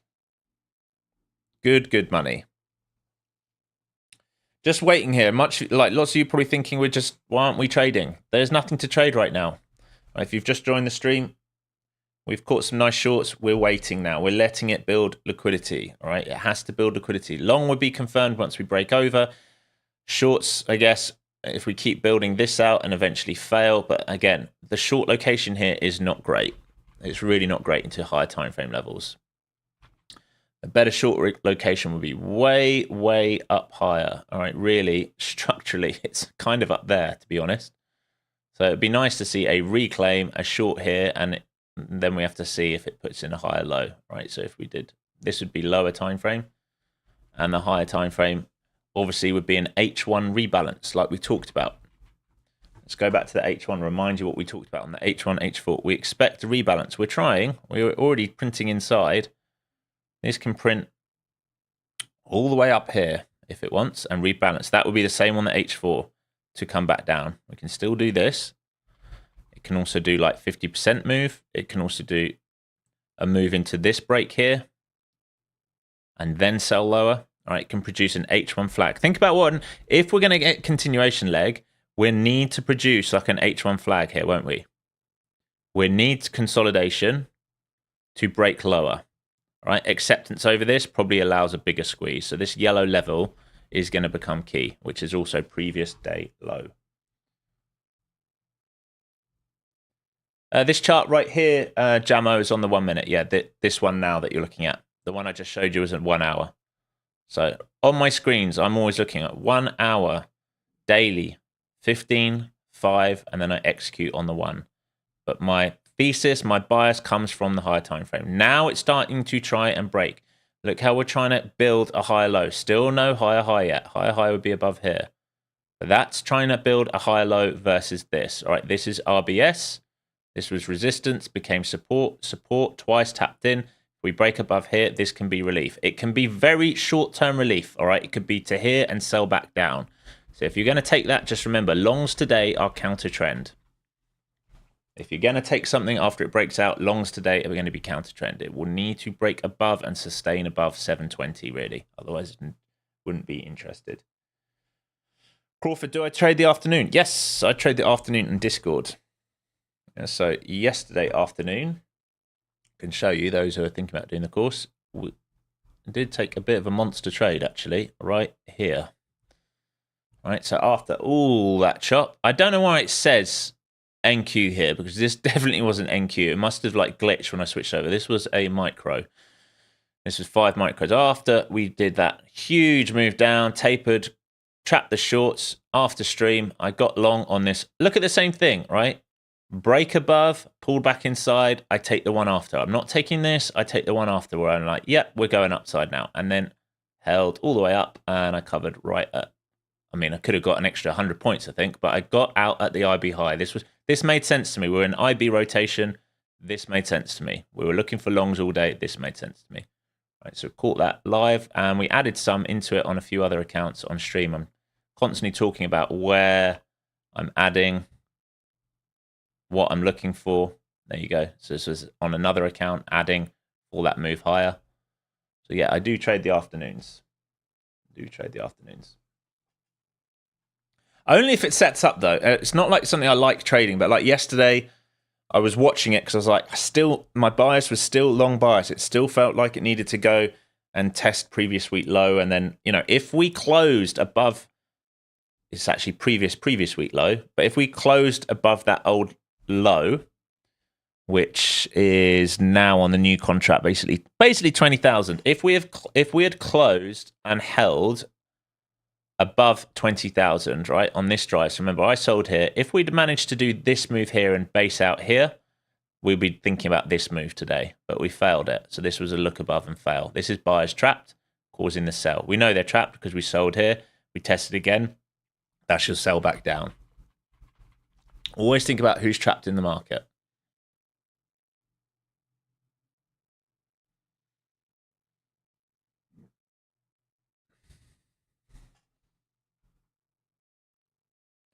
Julian, what a trade. Yeah, it was a very nice trade. It was only on one account. It was 5 micros, but it was, I think, was it 100 points, 200 points? I can't remember what it was. It was a good trade. But I'm able to do that on those accounts or on that account, I'm past the buffer. I think I talked about this a little bit on the video I did at the weekend on Apex versus Traderify. Once you're past the buffer, you need to get out of scalp mentality. If there's a trade setting up which can go 100, 200, 300 points to a liquidity level, you've got to let it work, right? Otherwise, what's the point in putting that on? If you've built that buffer and you can afford that trade now to go up, 100 points. It must have been because I'd locked in $1,000. So yeah, it was 100 points with 5 micros. And I just let it work. Just let it work. Let it go the 100 points. Let it hit your liquidity level. You don't need to worry about the trailing drawdown, right? If you don't like trading drawdown, if you struggle to get past the buffer on things like Apex, go and use Traderify. It's really simple. Go to Traderify right now, right, and get the growth account, right? 35% off the 50K accounts, 30% off 25K, 100K, and 150K accounts. But get the 50K growth account on Traderify, because then you don't need to worry about the trailing drawdown. Right, they're so easy to pass when you think about it in your head. All right, and I'm not trying to say, yeah, they're really easy to pass, but just think about this. Your profit target is $3,000, right? Let's say you risk $300 a trade and you move your stop break even. Now you're risk free and you let that trade work. All right, it's going to keep going and going and going and going and going and going and going. You don't need to worry about scalping all the way up. Let the trade work. Here we go then. Back to New York VWAP. So this is the rotation now. All right, so from IB low back to New York VWAP. It's not. Let me draw. IB low back to New York VWAP. This now confirms as a higher low. Break above here and hold will be high. You'd like to see an extension push really. If you're in this long, partial here, because the main trend is still downside, all right? But into New York VWAP here, if we start to reclaim these levels and start doing this, we're going to open up, especially above here. This is the key break. Above these levels here, we can really start squeezing. Until then, it's counter trend long, and you're waiting for shorts to probably come and get back involved. But it's starting to build out that liquidity now. So now you've got your break above. We have a shift on structure on the lower time frame. You'd want to see a close higher, really. You do not want it to trade back under this if you're bullish. All right, think about this. Resistance, support, resistance, resistance, resistance, break above. You need that to be an RBS level and hold as support. Because if that does not hold as support, think about how you're going to use the liquidity. All right, so it needs to hold for that drive. Otherwise, they sell it underneath, head and shoulder back down. It's always if or. If you're always wondering, well, why is he saying this or this? Because that's what's setting up. It's always if or. You need to be flexible. Priska, reach my 3,000 profit target today with your help. Hey, Priska, I love it. Priska, one of my newer students. I think Priska joined a week or two ago. Already passing that account. High five. Well done, Priska. Love it. Absolutely love it. Students getting paid right now. Sticking to the rules, making money every single day. Same thing. Rinse, repeat, rinse, repeat, rinse, repeat until it's so boring that you have to live stream like I do. It should be boring. It's fun making money, but it should be boring, right? It should be waiting, trade. Waiting, trade. Right? Be a sniper. Don't be the guy going in with a machine gun spraying all your friends, right? Be a sniper. We're starting to see nice buying patterns here. There's your RBS. We just talked about it. There's the engulfer. There's the hole. That was your long key here, all right? It just set up for you. Remember, we just talked about it. RBS. There's your engulfer. There's the pullback in. There's the flow zones. This needs to hold, and you want to try and hold runners up here. You should be paying yourself into this anchored VWAP, and then try and get up into here. Pay yourself up into there if it's going to really go. And then above that, we're going to see if we get acceptance above that. There you go. You look great. So all starting to play now. So that was your buy right here. All right. So you should be 20 odd points above it already. Pay yourself a little bit of money. Move your stop break even. You don't want it to return back down here because you counter trend. I'm aggressive counter trend with my stops. I'm not looking for this to wash down into here after hitting an anchor. You can always trade again. Remember that. Right, when you're like, oh, it stopped me out break even, I only got a bit off. All right, who cares? You can get back in. You can always get back in. If you took that trade there at RBS, it's still holding. Still holding this level here. You can see how key it is. Support became resistance, became resistance, became resistance, became support. Needs to hold this for a trade upside. Underneath this, it's probably going to use it as resistance again. Remember, the New York VWAP key. This is why we're saying you must lock some profits into New York VWAP. You do not know how far they're going to squeeze. If their job was to take this liquidity here and they're going to leave this alone, they can easily defend this for the remainder of the session. This is a key level right here. This or this. This is what we're looking at. Just going to heat this coffee up. I've been nattering away too long. I'm going to warm it up.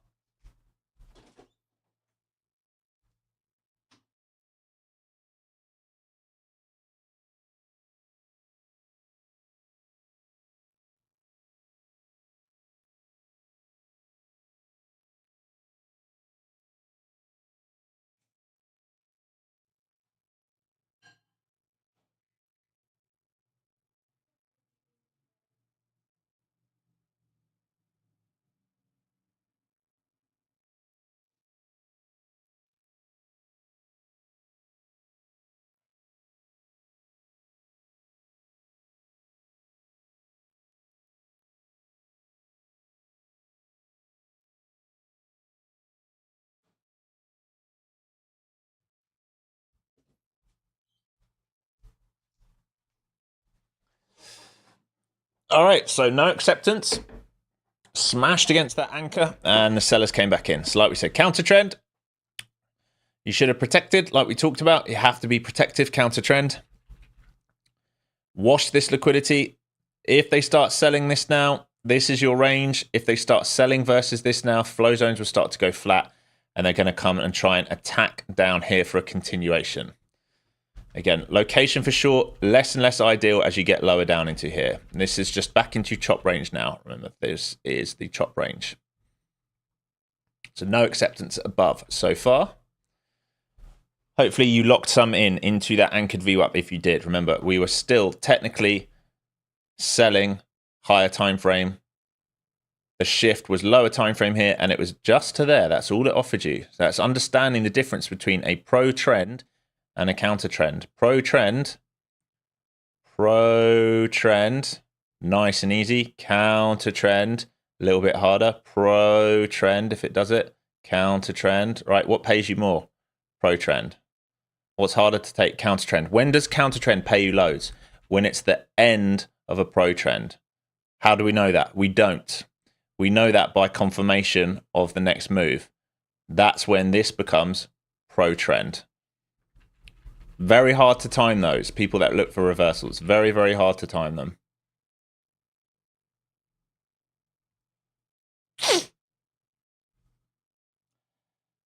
Gus, get an amber cup. Best thing ever if you do get the lid. All right, I'll check that out. Is that for coffees are you talking about?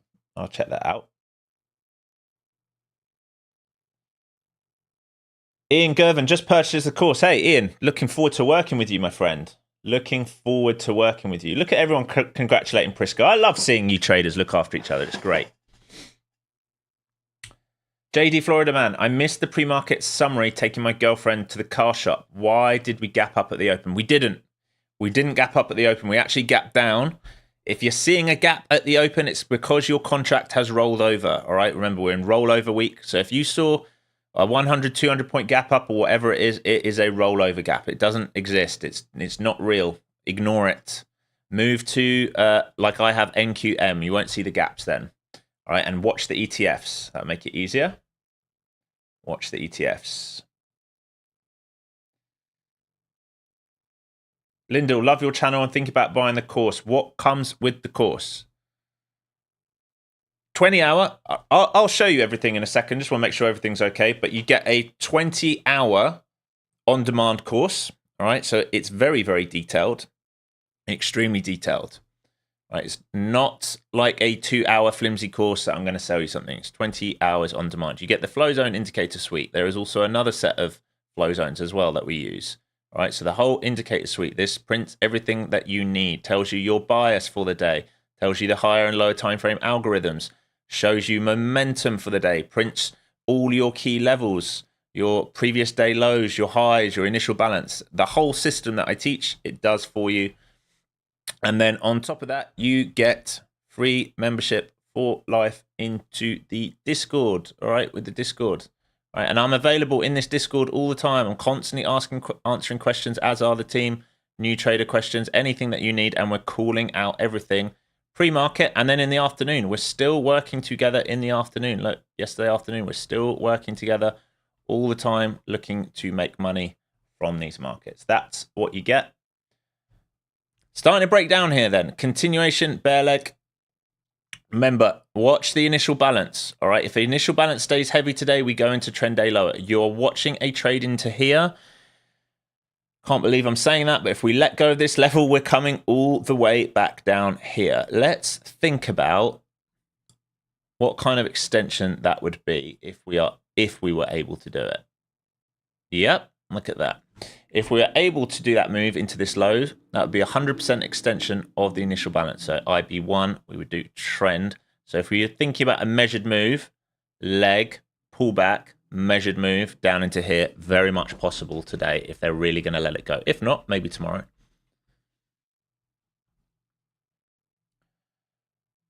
No, to be honest, Crawford, I hadn't followed up with the guy trying to make it last time. I'd actually asked Ryan at Ninja Trader to recommend someone that they use in-house. Again, I don't understand why it's so hard to convert it over. The only guy I know personally who's good at making those is Coop in chat. Coop's a good engineer for C#. Ninja asking you to roll, so I did. Yeah, today's a good day to roll. The volume's already moved over to the new contract, so today's a good day to do it. Thanks, Gus. I'm going to put that in my phone right now so I can check it out.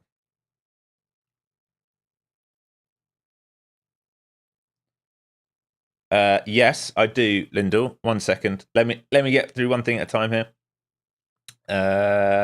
Ember. Is it called Ember? Ember coffee mug? There we go. Right, I got it, so I remember it later. Do I trade volume profile? What I trade with volume profile is session profile. I'm interested, and I'm mainly interested in old sessions. All right, so I use it on an hourly chart, and I'm mainly interested in old sessions.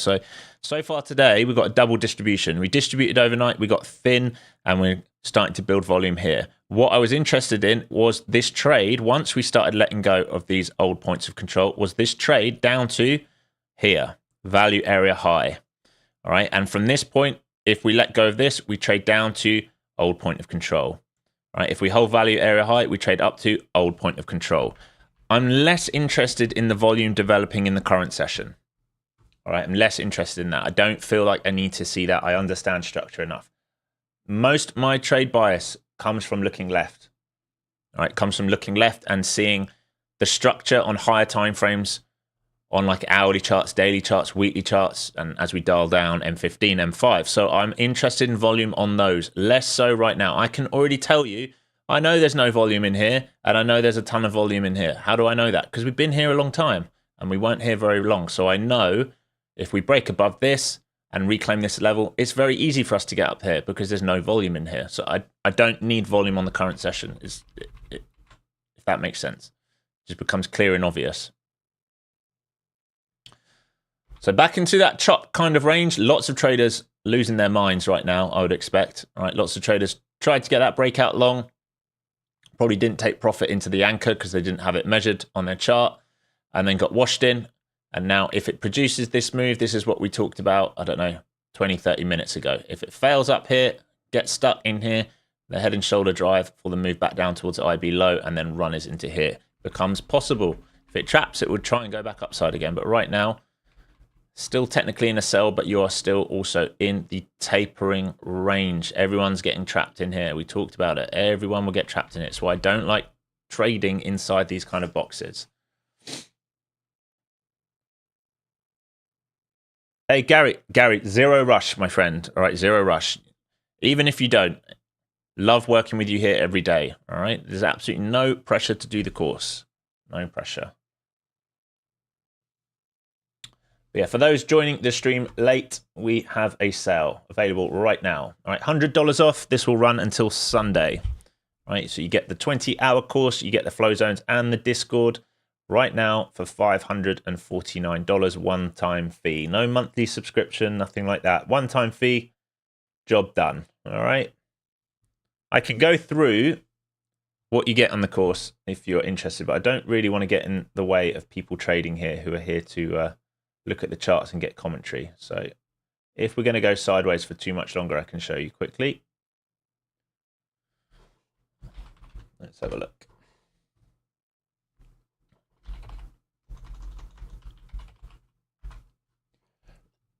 All right, let's see if we can get this up. All right, so this is what you get in the course. All right, I will show you. It will actually show you every single module here, so you can see it's 20 hours. All right, intro, how to set up TradingView so it looks like the same as mine and all the different powers of TradingView. Lots of people don't use it enough, really. Basics, right? What is a market? What instruments to trade?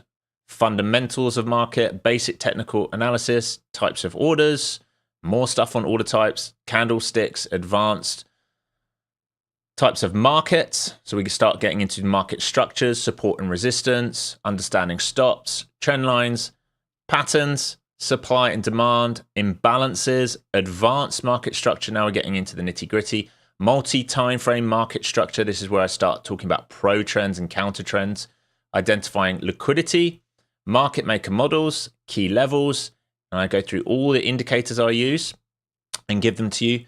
Traps, how to trade traps, premium and discount ranges, initial balance, multi-time frame, what to play, when to play it, trading setups. So this is when I get really in depth into the trading setups of Pro Trend, masterclass on how to play pullbacks, counter trend intros onto reversals, failed follow through setups, failed auction setups, trading in consolidation, how to trade initial balance, putting everything there together. And then I focus on futures trading, relative strength versus relative weakness, risk and reward, psychology, common mistakes, and then entry into the chat room and with a certificate and how to use the flow zones. This is where you get the flow zones at the end.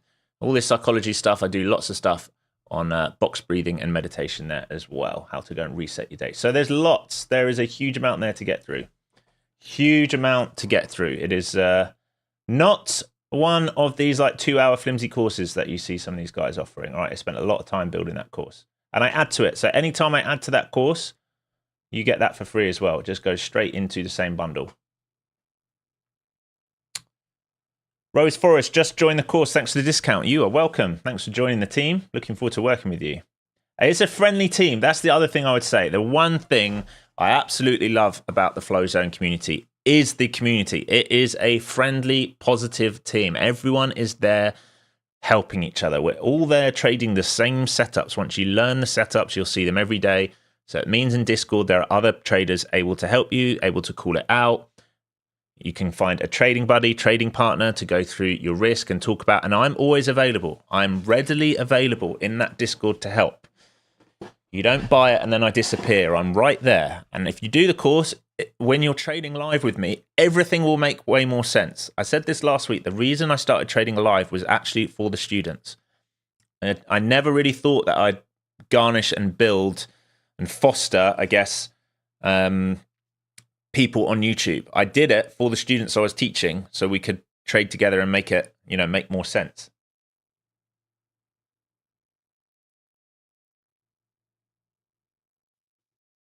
Yeah, Coop, I like the course so much I purchased 2 additional copies for each of my kids. That's true. Coop did do that.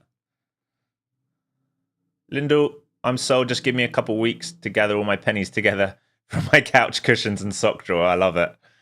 I love it. I need to go through my couch. I bet there's all sorts down there right now, including dog bones, I'm sure. Hey, 60-hour trader. Hope you're doing good. All right, so still in this consolidation, still trying to form this micro head and shoulders. You can see it. We talked about it. If it failed to get up here in acceptance, it would use this liquidity. Rewind the tape. We talked about it. Left head, left shoulder, head, right shoulder. Potential bear flag. They want to come and wash these levels at this point. If you're short into here, you're covering here, and you're holding runners. Trend day will be confirmed if we break and stay beneath that. All right, we need an auction beneath the initial balance for a potential trend day lower. Anything where we flush down into here and reclaim, that will be your failed auction. This would be like your Wyckoff spring. If we think about consolidation, failed auction, that would be your Wyckoff spring and that move upside. But so far, pro trend remains negative, and this head and shoulder starting to play out a little bit. So it offered you a scalp long, and now it's offering you a potential short for that move back down. Again, I don't love these because you're midpoint of this range, but it does feel like this is the move right now. Again, if you're joining late, I cannot trade anymore today. I've made too much money on my accounts. It's not like a boasting thing. I've literally made like up to my 30% where I feel comfortable. I don't want to make more than that. Otherwise, I have to trade more and more days. And I've already had to do that first time round to get payment. So I don't want to do it again on my Apex. I am, when I get back from holiday, thinking about grabbing 5 take profit trader accounts. So I am thinking about doing that and adding those. I do like the idea of paying myself daily on take profit trader. I might trade them a little bit more aggressively as well. There's the one big plus with take profit trader. Once you're over the buffer, you can pay yourself an unlimited amount every single day. So it means if I was over my buffer today, I could pull all that cash out, pay myself, and then go again tomorrow. I do like that. I think that's great. Nice point of difference. St. Patrick, I hate to look under the cushions of my couch. The partying I do, I couldn't even imagine. All sorts of paraphernalia down there, is there?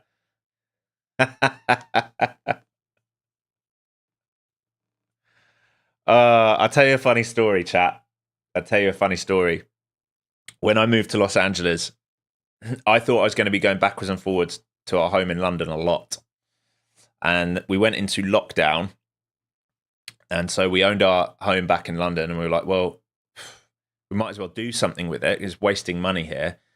So we had to get cleaned out to rent out. It's the most awkward thing when you have to ask your parents or in-laws to go and clean your house out, because then they have to go in your bedroom. That's not fun. So if you can ever avoid doing that, avoid it. Avoid it like the plague.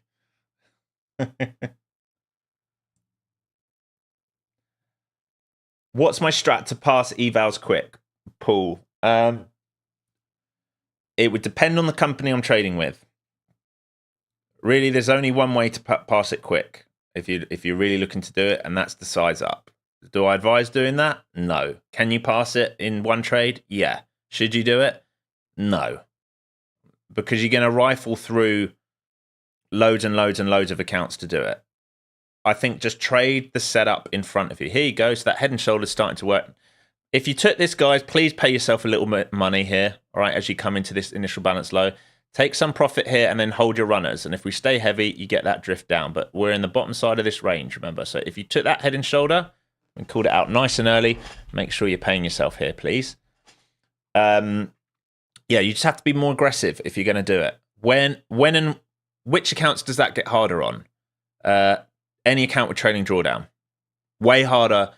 If you're going to get an aggressive on an account with trailing drawdown, you are opening yourself up to a problem. Let's say here, let's think about it. Let's say you got aggressive here and you went like 5 contracts short and it does this and you're trying to make $3,000 here, right? And it ends up pulling back to here.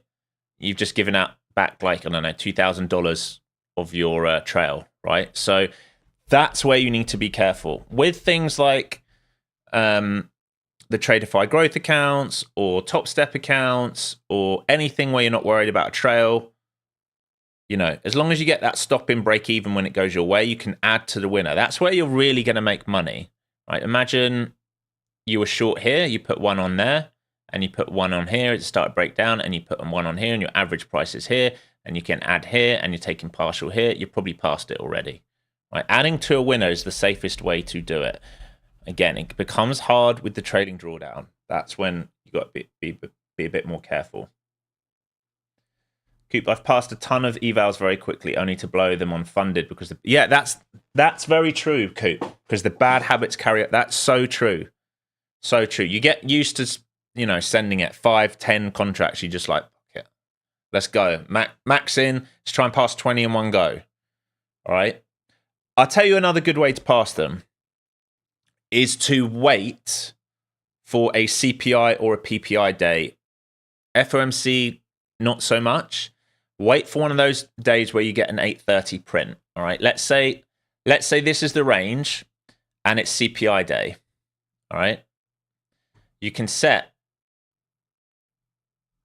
a stop market or a stop limit buy here and a stop limit sell here and do it as an OCO. One cancels other, right? Do it outside the range, considerably outside the range, and set it so that you're going to take your profit target. So let's say CPI hits 8:30, bang, hits this level, triggers you in, goes all the way out, make your money. There's your profit target, right? It doesn't do that, goes the other way, bang, triggers you in short, gets to your target, you make your money. Where do people go wrong? They put their stop limit or stop market here and it does this, right? You want it far enough away that that break is true.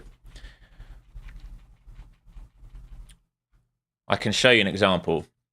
Where was CPI? It was last week where we hit that high, wasn't it? What was the CPI print? Was it this day? No, it's Friday. Oh, it's not going to show on this contract, is it? It was, someone help me out. CPI was it Tuesday or Wednesday?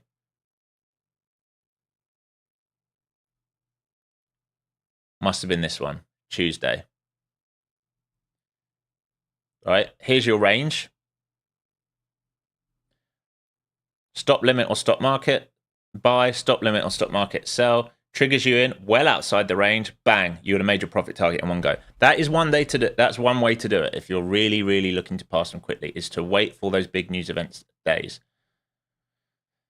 It's not like, you know, but if one thing I would say, like, if you can pass them that way, that's great.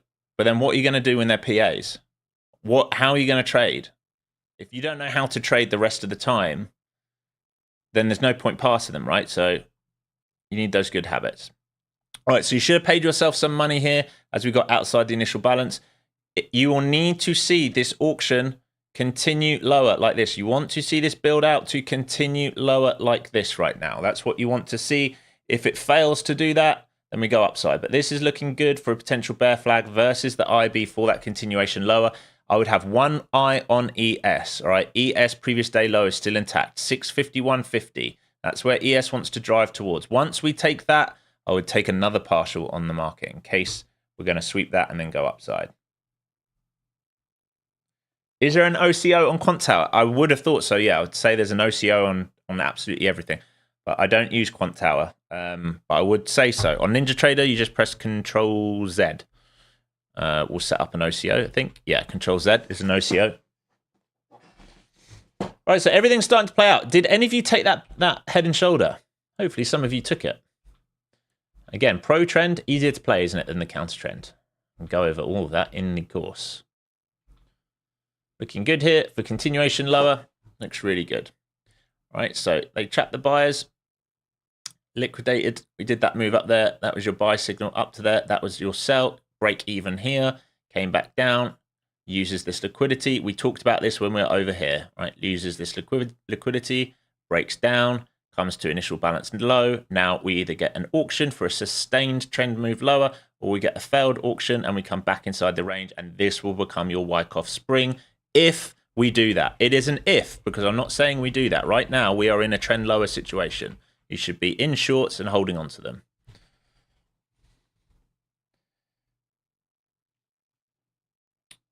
Stephen W, it's not no easy setup though. I think that's Stephen's replying to you there, Mr. Slim, about Quant Tower. Peter took it, lovely. Paul took it, lovely. Look at you guys. Jake from State Farm took it. Array took it. I did not take it, still in the learning phase. Hey, there's nothing wrong with that. Absolutely nothing wrong with that, Trent Treat. Good to learn. Watch ES into previous day low here, okay? It's getting a little bit close here. Runner only now? Yeah, I agree, Peter. It should be runners only now. I'm waiting to see. Stephen W took it. Stephen C took it. Listening to your market analysis is always greatly appreciated. You're welcome. All right, so basically right here, remember this is higher time frame demand on the hourly. This is also, I'd say about here, is previous day low on the ES. All right, so as we drift into here, you must be risk off. Remember, if we start reclaiming some of these levels, this will be a failed auction scenario.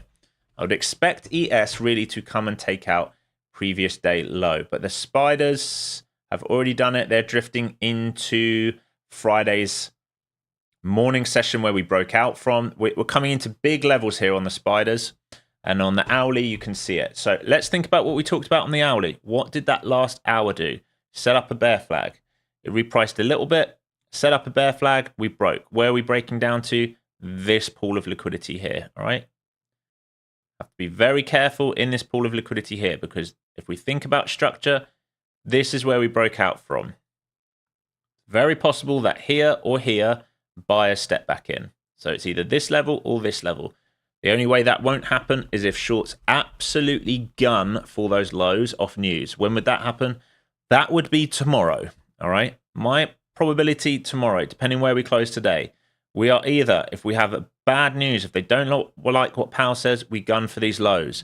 If they sell it off all day today and they hold this and it's good news, they are selling it off on purpose to bid it back up, right? They're getting cheap buys to bid it back up. Those are the two things I would be thinking about into FOMC tomorrow. Again, I don't trade FOMC. Trade the morning. I don't trade what Powell says. It's too risky. Too risky for me personally. So careful of a failed auction here. Remember, this is a rough level. I would consider all the way up to here right now, initial balance. Right, this is where we broke down from. Reclaim this, squeeze back upside. That's kind of your channel. Messy, I know, but hopefully when I draw it on, it starts to help. Do you ever look at the biggest trades today? As in what the institutions are placing? Is that what you mean, Jake?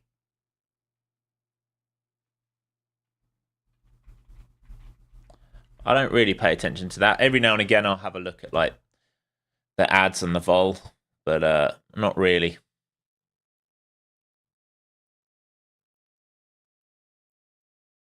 Are you looking at the puts, the walls? Yeah, I mean, on a week like this week, it's I wouldn't really pay too much attention to it because of rollover, but I have thought about doing it before. There was a piece of software that I was thinking about getting last year, which shows the call and put volume.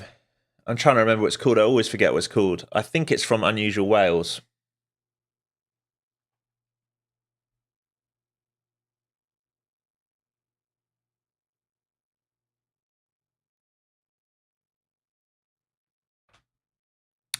So rejecting that IB for now. All right, rejecting that IB for now. Remember, it's kind of a zone today. That's kind of your IB. Rejection of this, we go into here. We're watching previous day low. Reclaim this, we potentially go back upside again.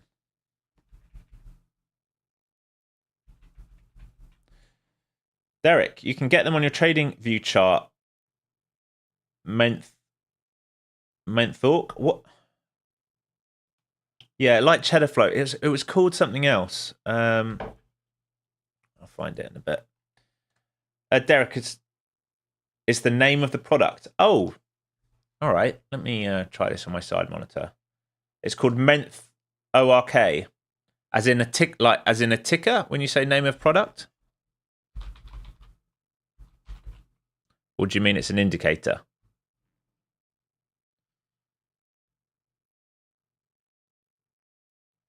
Do you mean an indicator?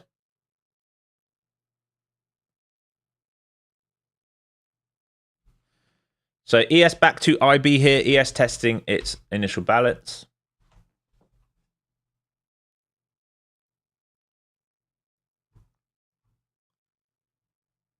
Back into flow zones. Big level here. ES still rejecting. All right. So ES is still underneath here right now. Like I said, I would treat this as sort of your IB low today.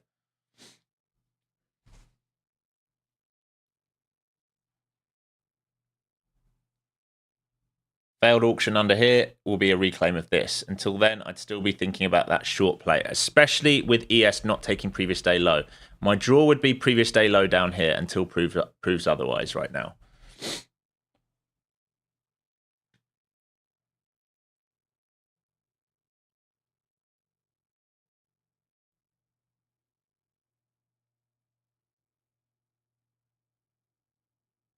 Keep hearing like a pop-up failing, like something not charging. I've got nothing plugged in. It's really weird.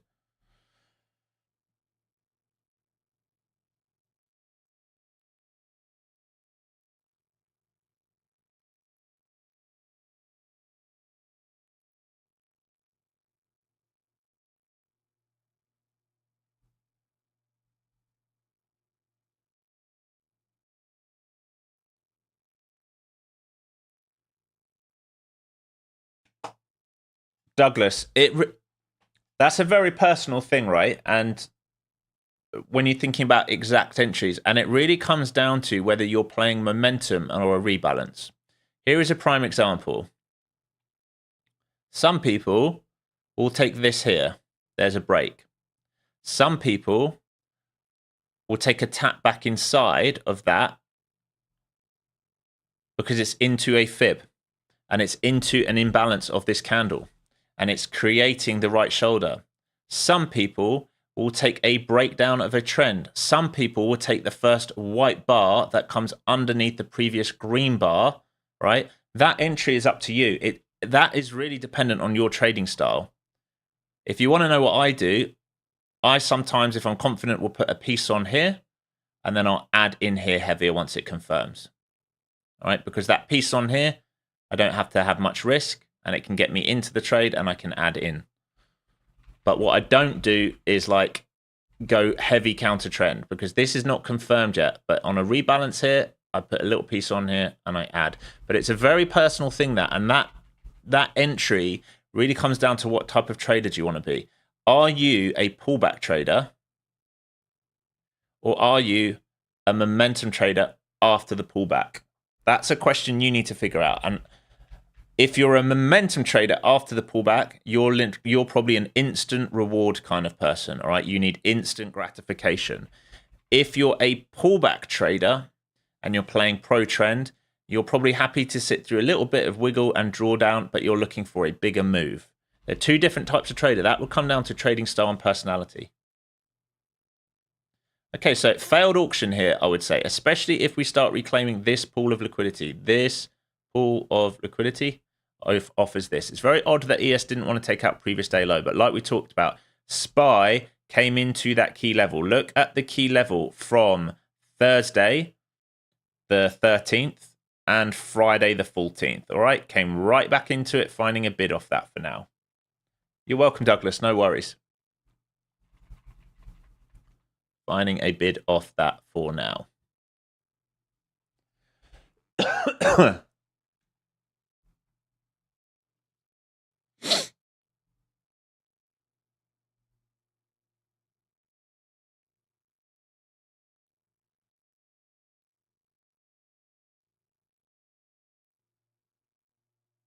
Everyone who's emailed me, as soon as I get off here, I will jump on with you and reply to everyone. Same with the direct messages in the Discord. So if we reject this, this is the liquidity pool here. If we reject this, potentially sell lower. If we start reclaiming these levels, potentially go back up to top of range. This is starting to get choppy now. ES still, like I said, ES still has got a previous day low somewhere equivalent to down here, which it's not taken. If you've made good money today, ask yourself, do you need to be here? What is going on? Something is beeping nonstop. I've got to work out what it is.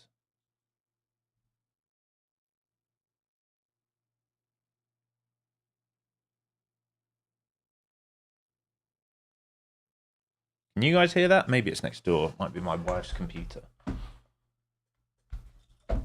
2 seconds.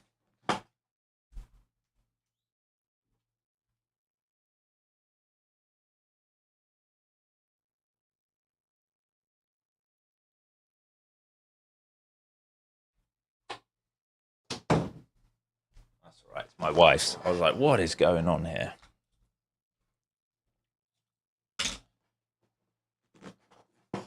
I don't know. The low-hanging fruit on ES is that previous day low. I don't know whether it makes it or not. So far, it's trying to rebalance. It's back underneath the IBL. It looks like it wants that low. It just gets tricky in here as we drift that little bit higher than wanted. This is probably enough to shake shorts out right now.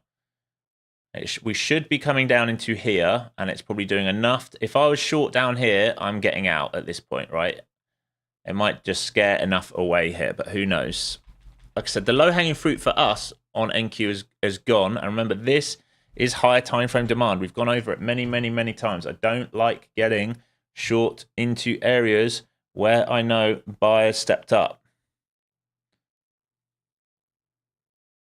I know buyers stepped up here. We might expect a bounce here. We have an imbalance all the way up here now. If it starts printing up here, that's your squeeze for the day.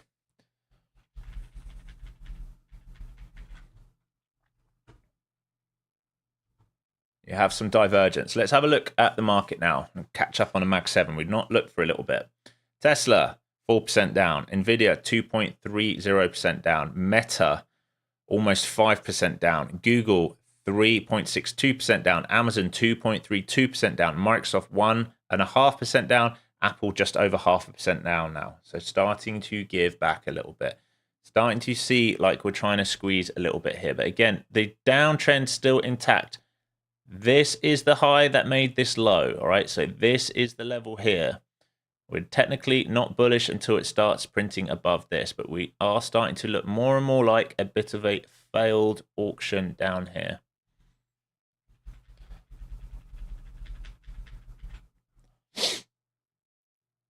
How long we got left? 40 minutes here, team. 40 minutes. Most of you should be nice and fat green on the day. Most of you nice and fat green on the day.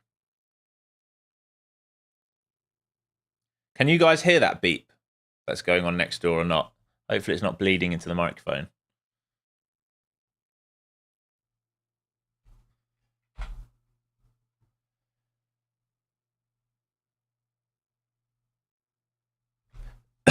Looking more and more like a failed auction. The one thing that has me a bit duped is just watching the ES here. And that level when we're looking left, we haven't reclaimed it. But counter trend, squeeze up here. That's good. At least it's not too loud. Like low hanging fruit really should be ES to previous day low, but and structure wise we're still intact, but the IB not really great on the NQ. Probably a better looking IB on the ES right now, as in where we're dancing, sort of respecting it a little bit more. If we think about the ES, all right, think about this. If we consider this whole section the IB, we're still there.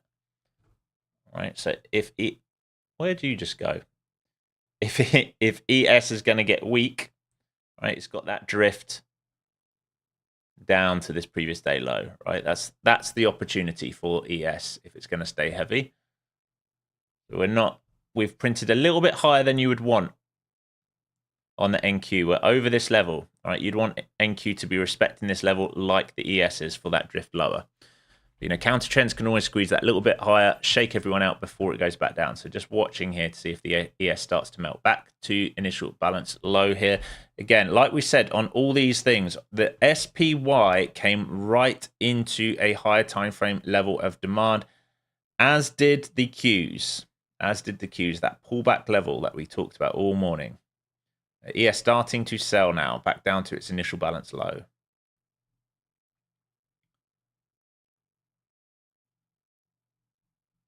Any long today will be counter trend. All right, any long today will be counter trend. They are harder plays to take.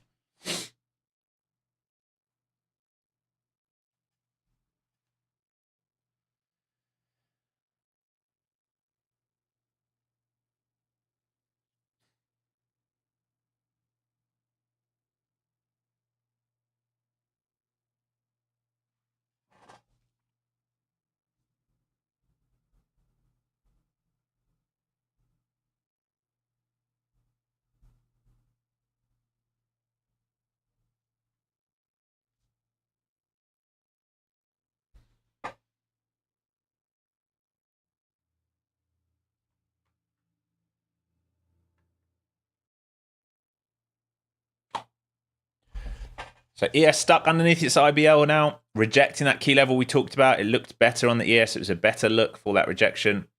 Still has that move to PDL if it can get there. It looks like it wants to do that kind of move now, drifting lower. So looking better now on the ES. Like I said, a bit of divergence here in how they set up, but still looks like it wants to go lower here on the ES. Still has a low hanging fruit to previous day low. Here you go. NQ starting to sell with it now. Right, so NQ still respecting, remember the high that created the low. This high created this low. Here was your pullback, it's still respecting it. You're not long until you get above these levels, until there's a breakout and a pullback in, and really above here. There's no major long until we trigger above here. No big squeeze until we trigger above here. Everything here, counter trend long to be sold into until proves otherwise. All right, chop, chop, chop, chop, chop.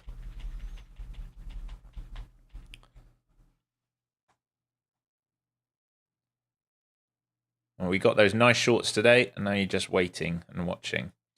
If it's going to build out here without sweeping the lows on ES, you can think about this quasi. But again, it's early. This is an early play for a counter squeeze up, and it's not got that much liquidity left for. So this is only unmitigated level. These got swept by this. This hasn't been swept, but this was swept by this. Hasn't got that much to aim for unless it's going to do the whole move.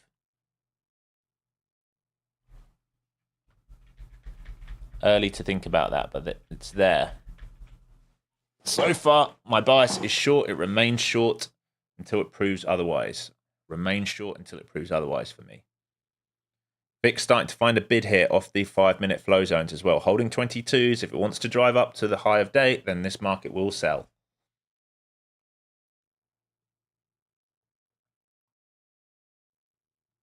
Remember, if you take a long today, you're picking bottoms on a counter trend long. It's not the best play. Easier money is made with the trend till it proves otherwise. Point of control currently in this session now.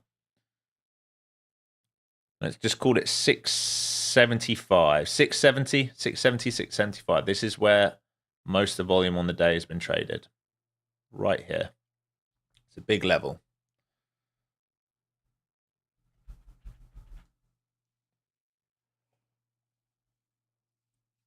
Just over half an hour left till lunch. They're trying to build out that right shoulder here, the inverse right shoulder. Still, again, it's still very, very, very early to be thinking about that long. But if that's a failed auction, it's a cheap trade, it might want to go. Again, the hardest thing here is that ES didn't take that previous day low. Lots of if and buts right now, but that's the market because we're inside range. Failure. Failure. Chop.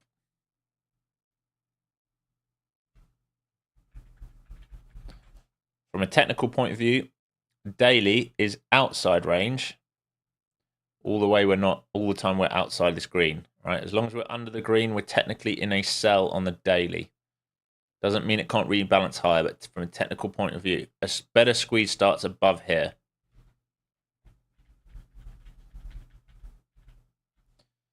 So built out that shoulder, that quasi. How high do they go now? That's the question. Are they going to go back for that VWAP, New York VWAP? Or does ES find sellers here? Yeah, exactly. That quasi, that inverse head and shoulder, it can attempt to do it for sure. It's building liquidity like we talked about. The tapering started a while ago and now it's just been building liquidity. If we think about this, strong channel, moves a bit more sideways, moves more sideways, strong channel, but now we've got this building out. All right, so above here, acceptance above these levels opens that squeeze up. You've got to respect those channels. It's being quite efficient as well. If you look at a 5-minute,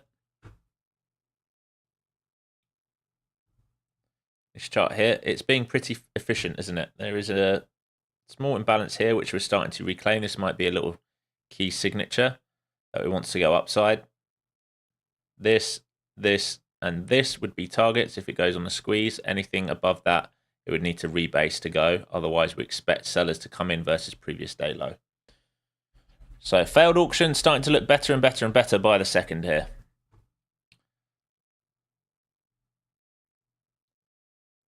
So it's messy because this high created this low, right? But this resistance level got broken and held as an RBS and held as an RBS, and now it's going back for this high. So this is definitely building liquidity, raiding liquidity, build, raid, maybe. Can also do that after it's raided one side. So inducing lots of people into this market right now.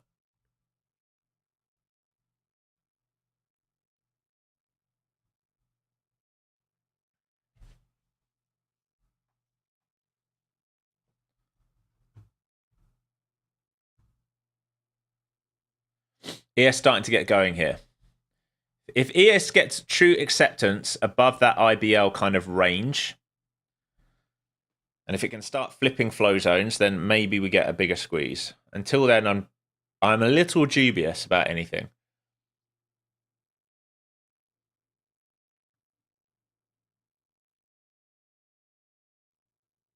Lots of back and forth.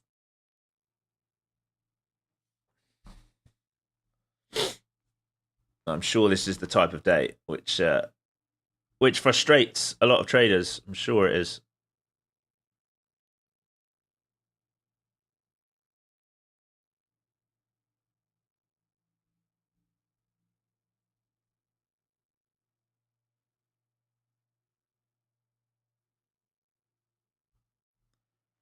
So stuck at the momentum clouds, deep pullback clouds. This is it. So ES still cannot convince me that it wants to hold IB here.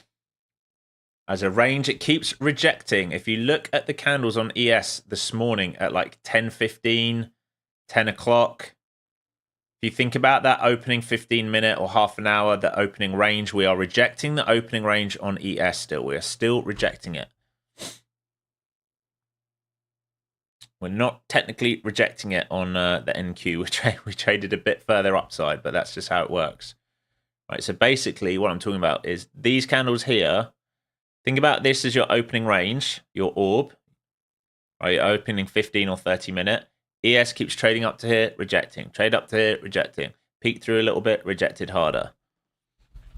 The opening range is staying as a sell for now on the ES. And it looks more and more like it's trying to build out a bear flag, but it's just choppy back and forwards.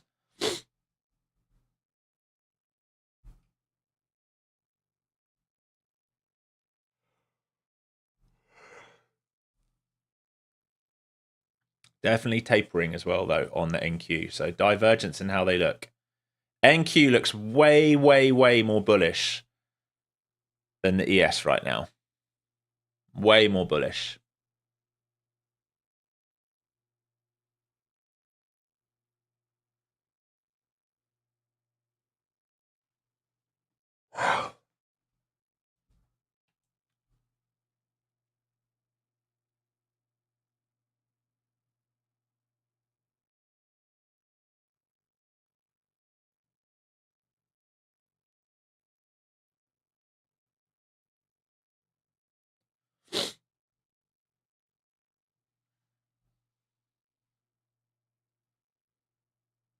So some liquidity on the book here, but still pretty thin.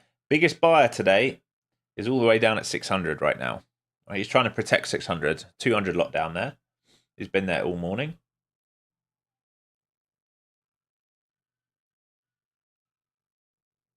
There you go. Yes, still rejecting that opening range. That orb, it's still rejecting it.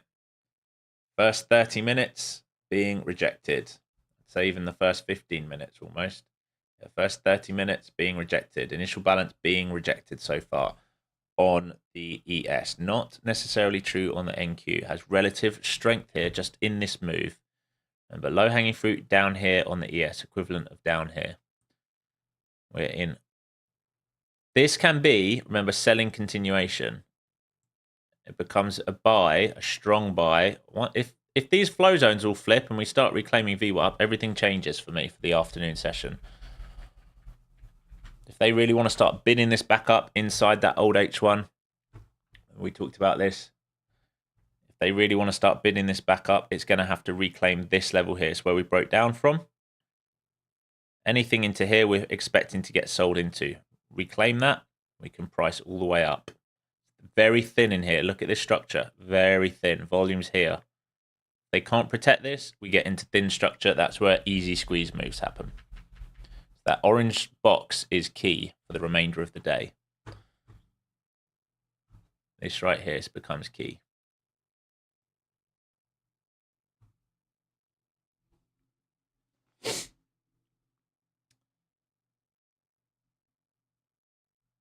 You don't have alignment right now. That's basically the main thing. All right, lower time frame keeps flicking between these two. Higher time frame remains bearish. That's what I'm saying. Any long today is counter trend. Hopefully that all makes sense. Those of you who haven't done the course, when you do the course, that will all make sense to you. The pro trend is down. Longs today are counter trend, relief bounces, squeeze bounces. They are not more than that.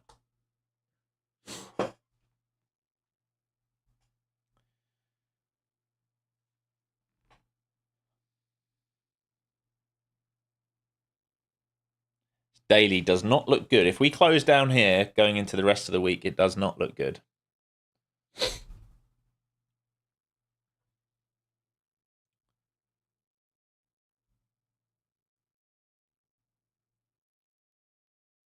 So approaching back towards the deep pullback clouds. If we get through that, it's going to go for the New York anchor VWAP, that blue line. Yeah, no, it's not necessarily genuine buying down here. I agree, Phenom. I think it's shorts covering. Remember, shorts tend to chase. All right, so if they chase down here, we said this was a higher time frame place where we didn't want to get short. If they chase down here, they start covering and they add and they cover and they add again and they cover and they add again and they cover. bit like yesterday, that giant short squeeze we had yesterday. There wasn't much genuine buying in that. It was the unraveling of shorts because we started going through major higher time frame levels, right? So yesterday, the moment we broke this high, remember this is a daily high, shorts starting getting squeezed. So they start adding on, add, blown up, add, blown up, add, blown up, add, blown up. And then it gets steeper and steeper and steeper. This is a huge short squeeze, right? And as we get really extended, at this point, late buyers are like, oh, we can keep going. And it went, nope, right? Because we don't buy liquidity built this way. Don't buy liquidity built straight up. Your buys were down here, down here, down here. So I agree. This feels like a little bit of a short-term short squeeze. But no major shorts are getting liquidated in this market unless we really get above here. Breakout shorts, remember? Breakout shorts versus previous day low. That's where we were getting short this morning. They are comfortable. Swing traders with big money in are comfortable until we take this out. I just think this is a big old range down here. That's all it is. I just see this as that. That's all it is.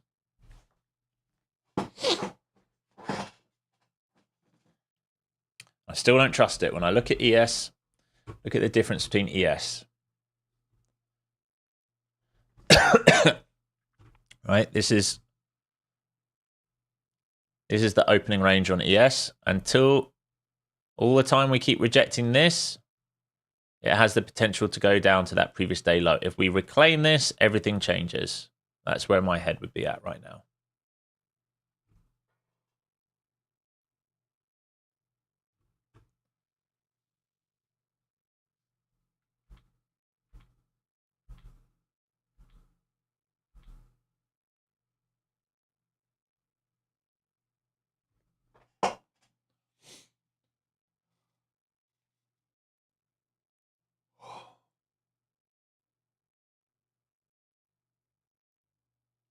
Yes, trying to find some bids here and see them starting to step in. Big decision points in this market for the remainder of the session here. You've got 25 minutes till lunch. Do they get a relief rally all the way up to previous day low here? Or do they sell this and trap enough buyers to move back down to lows? I'm genuinely not sure. Again, my bias is all the time ES can't reclaim, then there is a potential move lower. If they trap too many buyers here, it can sweep again and go back down to the low. If we start reclaiming the VWAPs, then we get that relief possibly up to previous day low in the orange box or yellow box. If we get through that, there is a bigger squeeze potential. I don't love anything else other than that right now.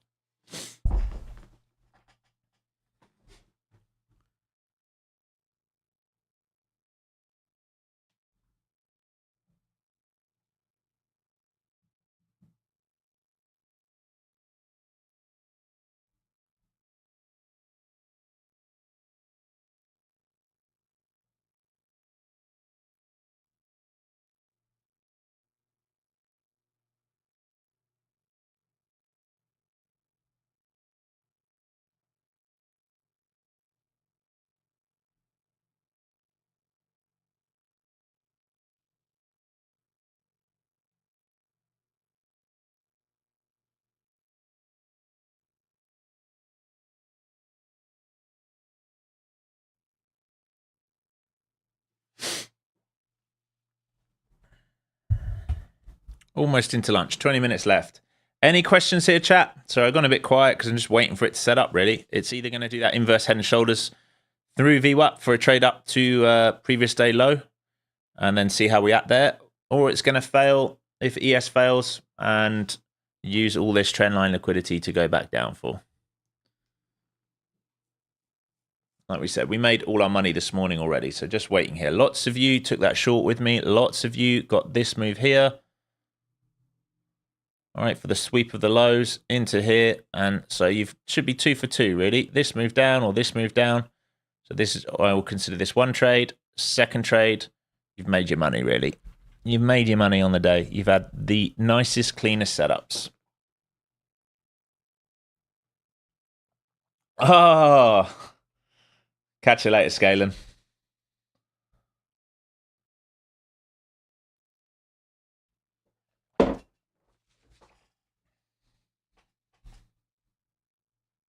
You missed the first trade. Hey, just don't see it as missed. Always another opportunity. Try not to think about it as a missed trade. Just next opportunity. We're always setting up something. I'm still not totally convinced of this long. Just watching the ES, watching the New York VWAP, I'm not convinced of this long right now. It doesn't mean it doesn't happen, but I'm really not convinced. One piece right now in this market.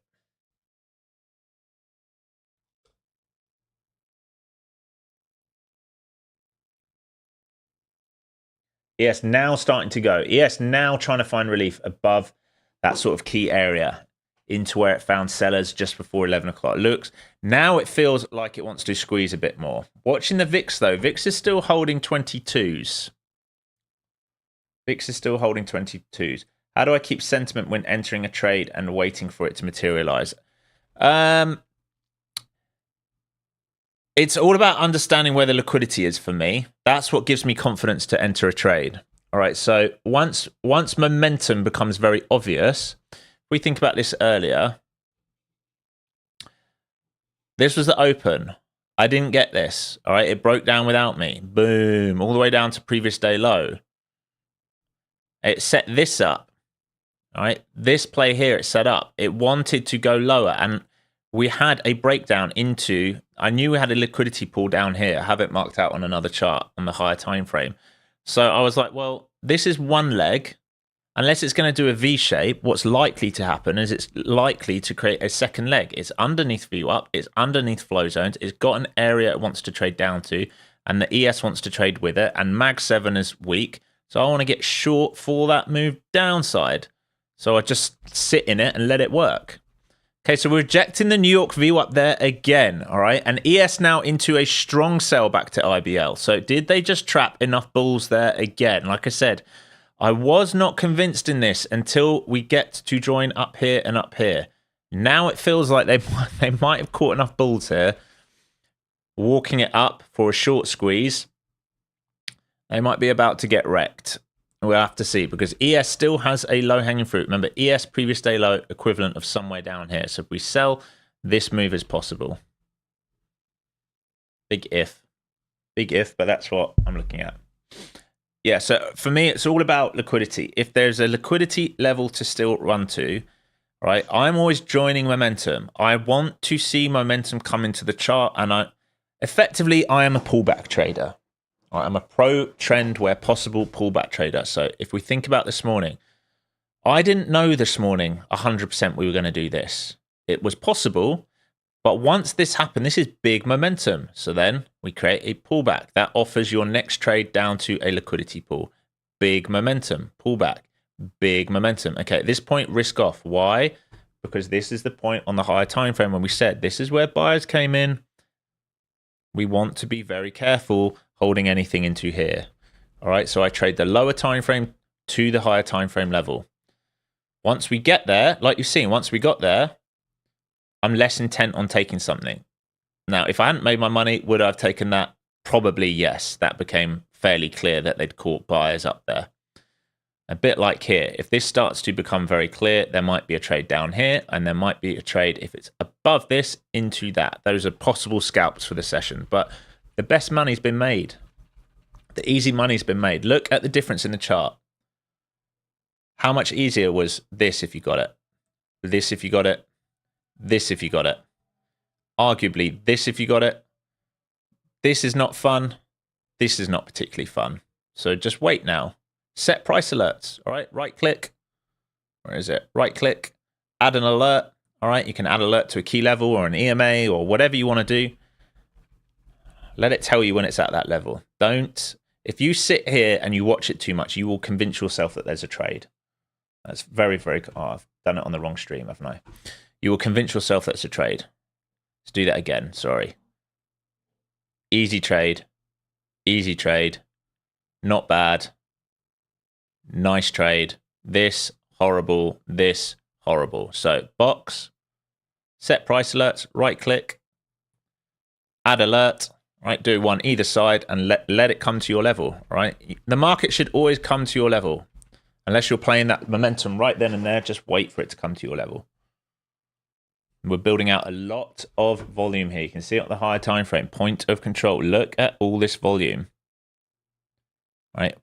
Considering volume, thin volume, all right? So the chances of moving down here become more and more slim, all right? It might just magnet here all day, a little bit of relief, maybe some washing, but doing another leg here, they might need a news event really to do that, which might be tomorrow.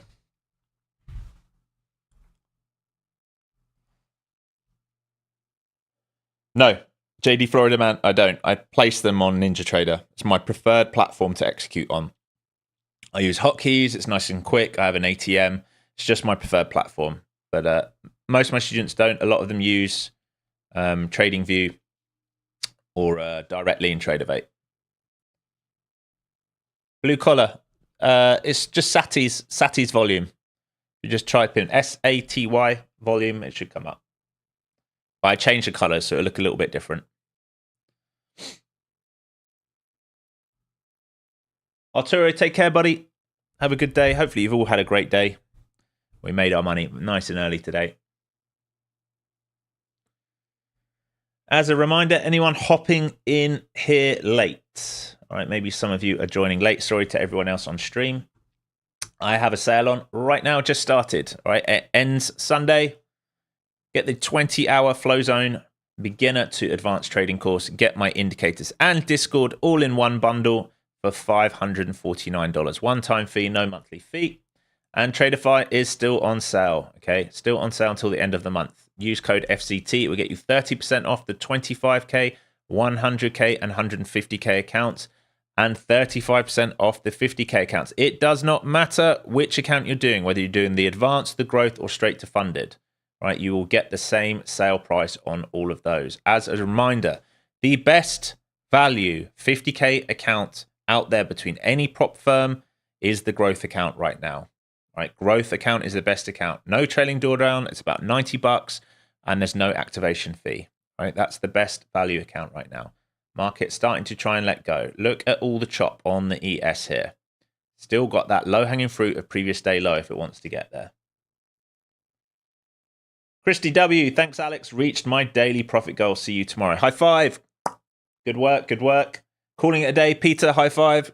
Good work. I know you nailed that head and shoulder short. Nice work, my friend. Same people turning up every day. Making money. It's fun, isn't it? It's good doing it as a community. It's so much nicer doing it as a community. The market's starting to roll a little bit here. ES looking more and more like it wants to go to that previous day low. Right, we're still stuck underneath that anchored VWAP. Remember, this anchor is from the New York Open. Right, so if you are a seller at open and you are adding into this with volume, this is your average price. Until you are above here, sellers are in control. The main VWAP is up here. We are well beneath. Sellers remain in control. We're boxed in, but sellers are in control. Buyers are not in control of this market. All right, buyers would need to get above this anchor, for me, above previous day low. Acceptance above previous day low in this VWAP, right, would mean these guys, if they are short swing, breakout traders short from previous day low, if we reclaim this, that's where they get squeaky bum time. Until then, they're very, very comfortable. Think about who's a breakout trader. That's what will help you on higher time frame levels. Which prop firm? Traderify. This one, Traderify. Yeah, so if you get the 50K account right now and use on the growth account and use code FZT, it will be about $90, I think. And there is no activation fee on that, right? And you can take the time. No trailing drawdown, no activation fee. My personal opinion, that is the best account on the market for traders right now, that 50K account. You compare that to accounts like Apex day traders, more expensive with the activation fee. You're looking at $125 activation fee plus, I don't know what it is right now, 70% off, so $60.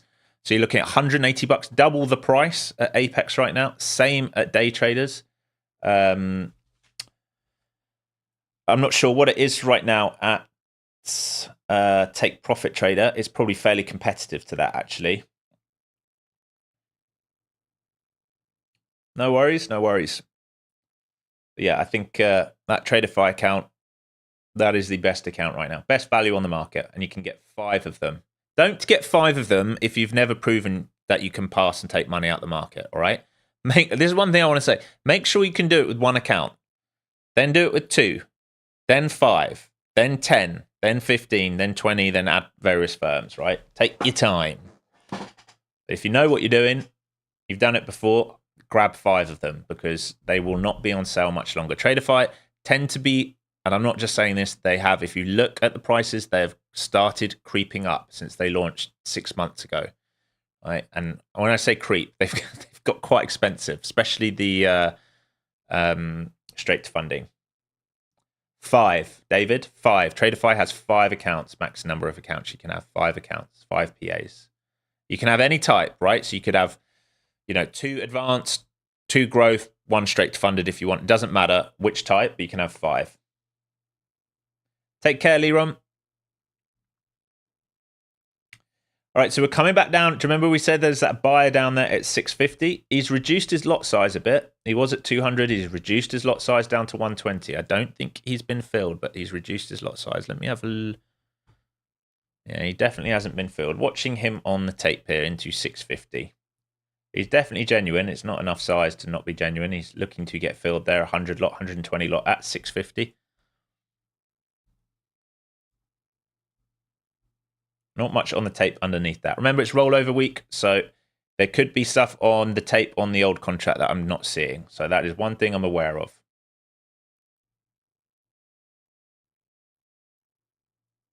You can see how sellers took control there at the New York VWAP. How good are these New York VWAPs anchoring off the open? They help a lot, don't they? They really help. Otherwise, you would not have seen this sell and this potential sell and this potential sell and even up there. All right, so they help a lot. We should do that every day. It makes a big difference. Nice clean anchor.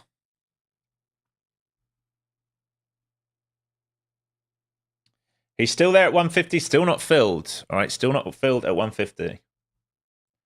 What would you say is better to trade, a personal account or a prop firm? Losses feel much worse with my own money. Yeah, well, I think you answered the question there, didn't you? Losses feel much worse with your own money. Prop firm. For sure. Until you're at a point where you're taking big money out the market, until you're at a point where the prop firm rules are in the way. What do I mean by that? If you are a proficient trader and you want to take a swing on a futures, which I don't do, if I'm swinging, I'm trading ETFs, but it's up to you. If you want to take a swing on a futures, say you believe now we're going to sell off for the next 3-4 days, then yes, you're going to need your own money. You're going to need some serious margin if you're going to play NQ for swing positions overnight, because your margin overnight versus to into the day is very, very different. You need much more margin in that account. That is the only time I'd start to do it.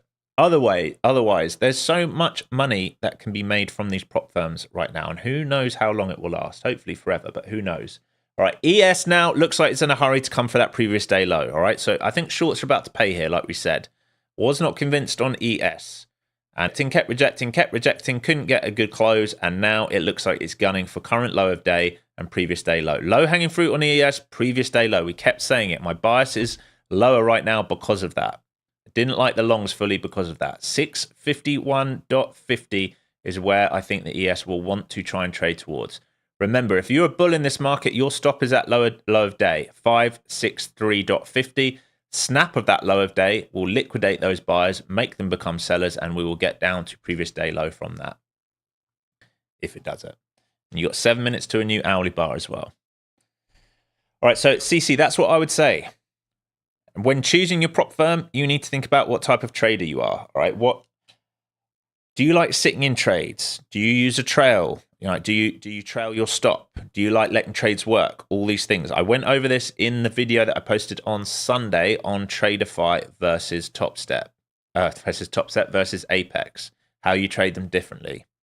All right, with Apex, you can really, grow your accounts because you have 20 accounts once you're proficient. And on the 6th payout, you get to pull all your money out. But you have a trailing drawdown and you have to get past the buffers and you have to take your time to do that. Tradeify, you have the option of going straight to funded, which obviously costs more money but saves you time. And you also have the option doing the growth account, which is equivalently of a static account. Now, Apex does have a static account, but it's crap, right? It's like 625 end of day trail or something. and it's very expensive. Growth account at Traderify, much cheaper, $90 for a 50K. Some decent room. It's 2,000 end of day margin. I think there's like a 1,200 max loss on the day.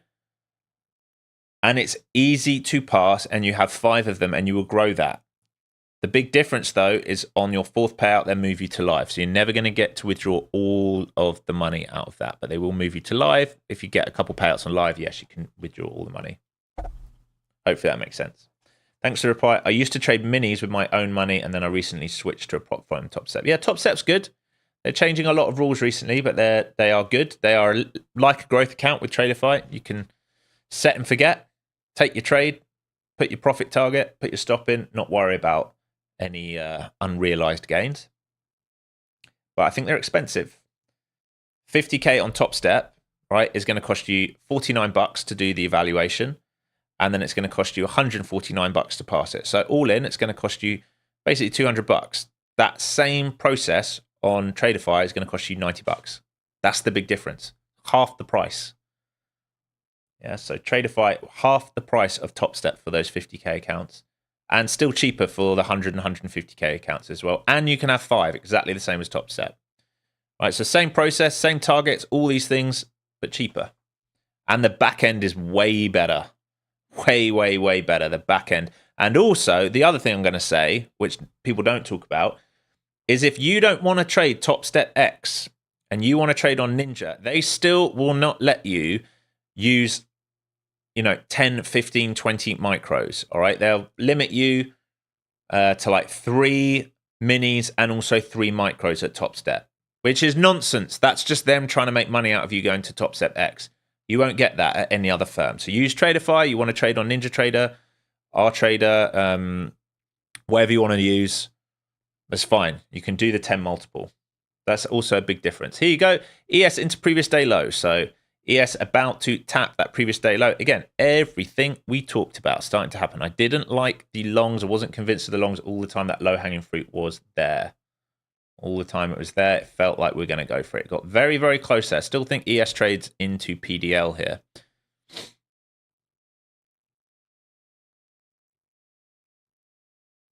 To buy 5 funded accounts with Traderify is $2,500. It will depend which ones you buy. I think with the sale right now, yeah, that sounds about right. If you're buying the 150K accounts, 30% off. So if you're going to buy 5 150K accounts, it would be about $2,500. Yes.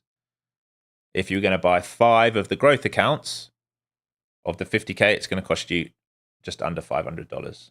Yeah, that sounds about right, Vanderman. Sounds about right. That's for straight to funded. So ES very, very close to previous day low. It is about to take the previous day low here, like we talked about. Main trend remains bearish. We never got above the anchored view up. All right, if you move this to a 2-minute, we probably didn't flip anything at all. Yeah, we remained bearish.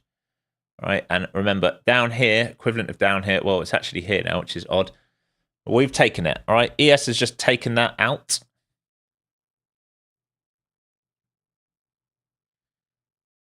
You have 2 minutes left. So ES has now probably done its move that it wants to do.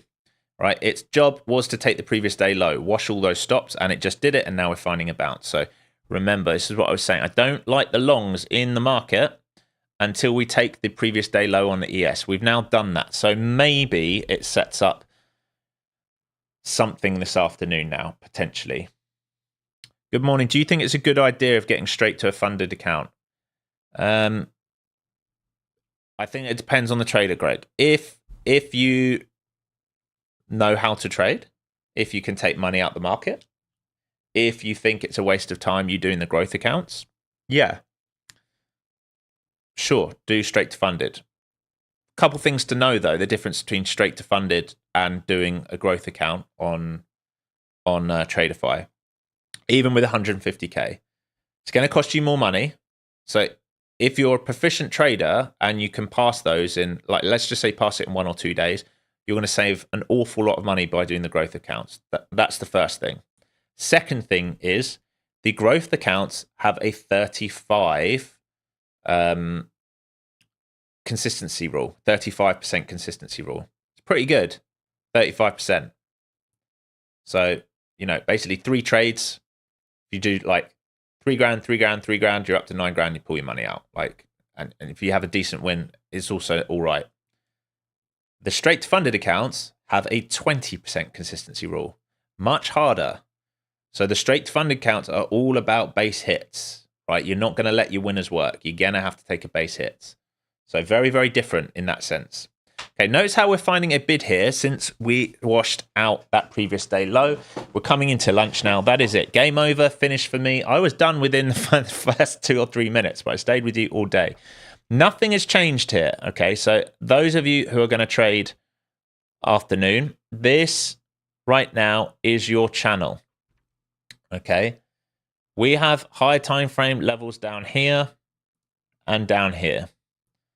All right, you should be watching ES versus previous day low to see if it's going to stay heavy. So far, we've wicked it and traded back inside, which is why we've had this little bounce here in the last 2 minutes. The other thing I'd be watching is the VIX, right? VIX approaching back to IB high. If VIX starts bidding above IB high and goes up to previous day high, we will start selling. If VIX fails this IB, we go back into rotation. Remember, this is a box inside. I don't love, I know there's range here to take it, but I don't love longs unless we can prove ourselves above here. There is a counter trend long up here to take out liquidity for sure. It might set up here above that channel. Or if you think about this channel here, it's possible we set up a little squeeze move like this back up to here, and then maybe we find sellers. Acceptance above that is buyers for that bigger move on the H1. Other than that, there's, you know, you should be happy with what you've made. You've got FOMC tomorrow, you've got rollover. What's the one thing we expect? Repositioning, repositioning, repositioning, repositioning, repositioning. Do you want to trade this, or do you want to wait for that, or wait for that, or wait for tomorrow?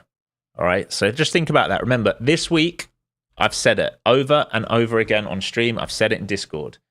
We are in defense mode this week. We are not in full send mode this week. Just catch up with the stream before I sign off. Jimbo, I'm seeing previous day low for ES at 5,600. Am I off because of contract roll? Possibly, possibly. So here, I am using the new contract, ESM. The green level was previous day low. All right, so maybe your roll is off because if you're on ES1, you've probably got a giant gap and it's not showing it. So that's probably why. But yes, we swept it. You can see it here. We swept it. So this is what I was talking about. Am I on the right channel? Yeah. This is what I was talking about on ES. This is basically IB low, breakdown, creating new flag, trapping the buyers. It left this liquidity and now we've taken it. All right, so that was the low-hanging fruit. Remember, we kept talking about it. So once it's taken, kind of less interested in stuff. All right, team. I really hope you all had a good day. Wednesday tomorrow, FOMC tomorrow. I will be back tomorrow morning. All right, I'm going to come back tomorrow morning. We will trade tomorrow morning. I'm not going to trade FOMC. I'm not one of these traders that you're going to see on stream for FOMC. For those in Discord, I will provide you with some guidance for FOMC. I'll tell you what's happening with FOMC, but I'm not going to actively trade it. Be very, very careful if you're thinking about trading FOMC. Don't be surprised if we see huge candles. Don't be surprised if we end up like going back and forth in a 1,000-point range. It could easily do that tomorrow. All right, be smart, be sensible, use hard stops. I'll see you all tomorrow morning. All right, please be careful today. You've made your money. Consider freedom. Why are you on the charts? If you've made your money, go and do something else with your day. Go and do something creative. Get outside, be with the family, all the fun things. Peace and love. See you tomorrow. Have a great day. Don't forget, my course is on sale. Spread the word. See you soon.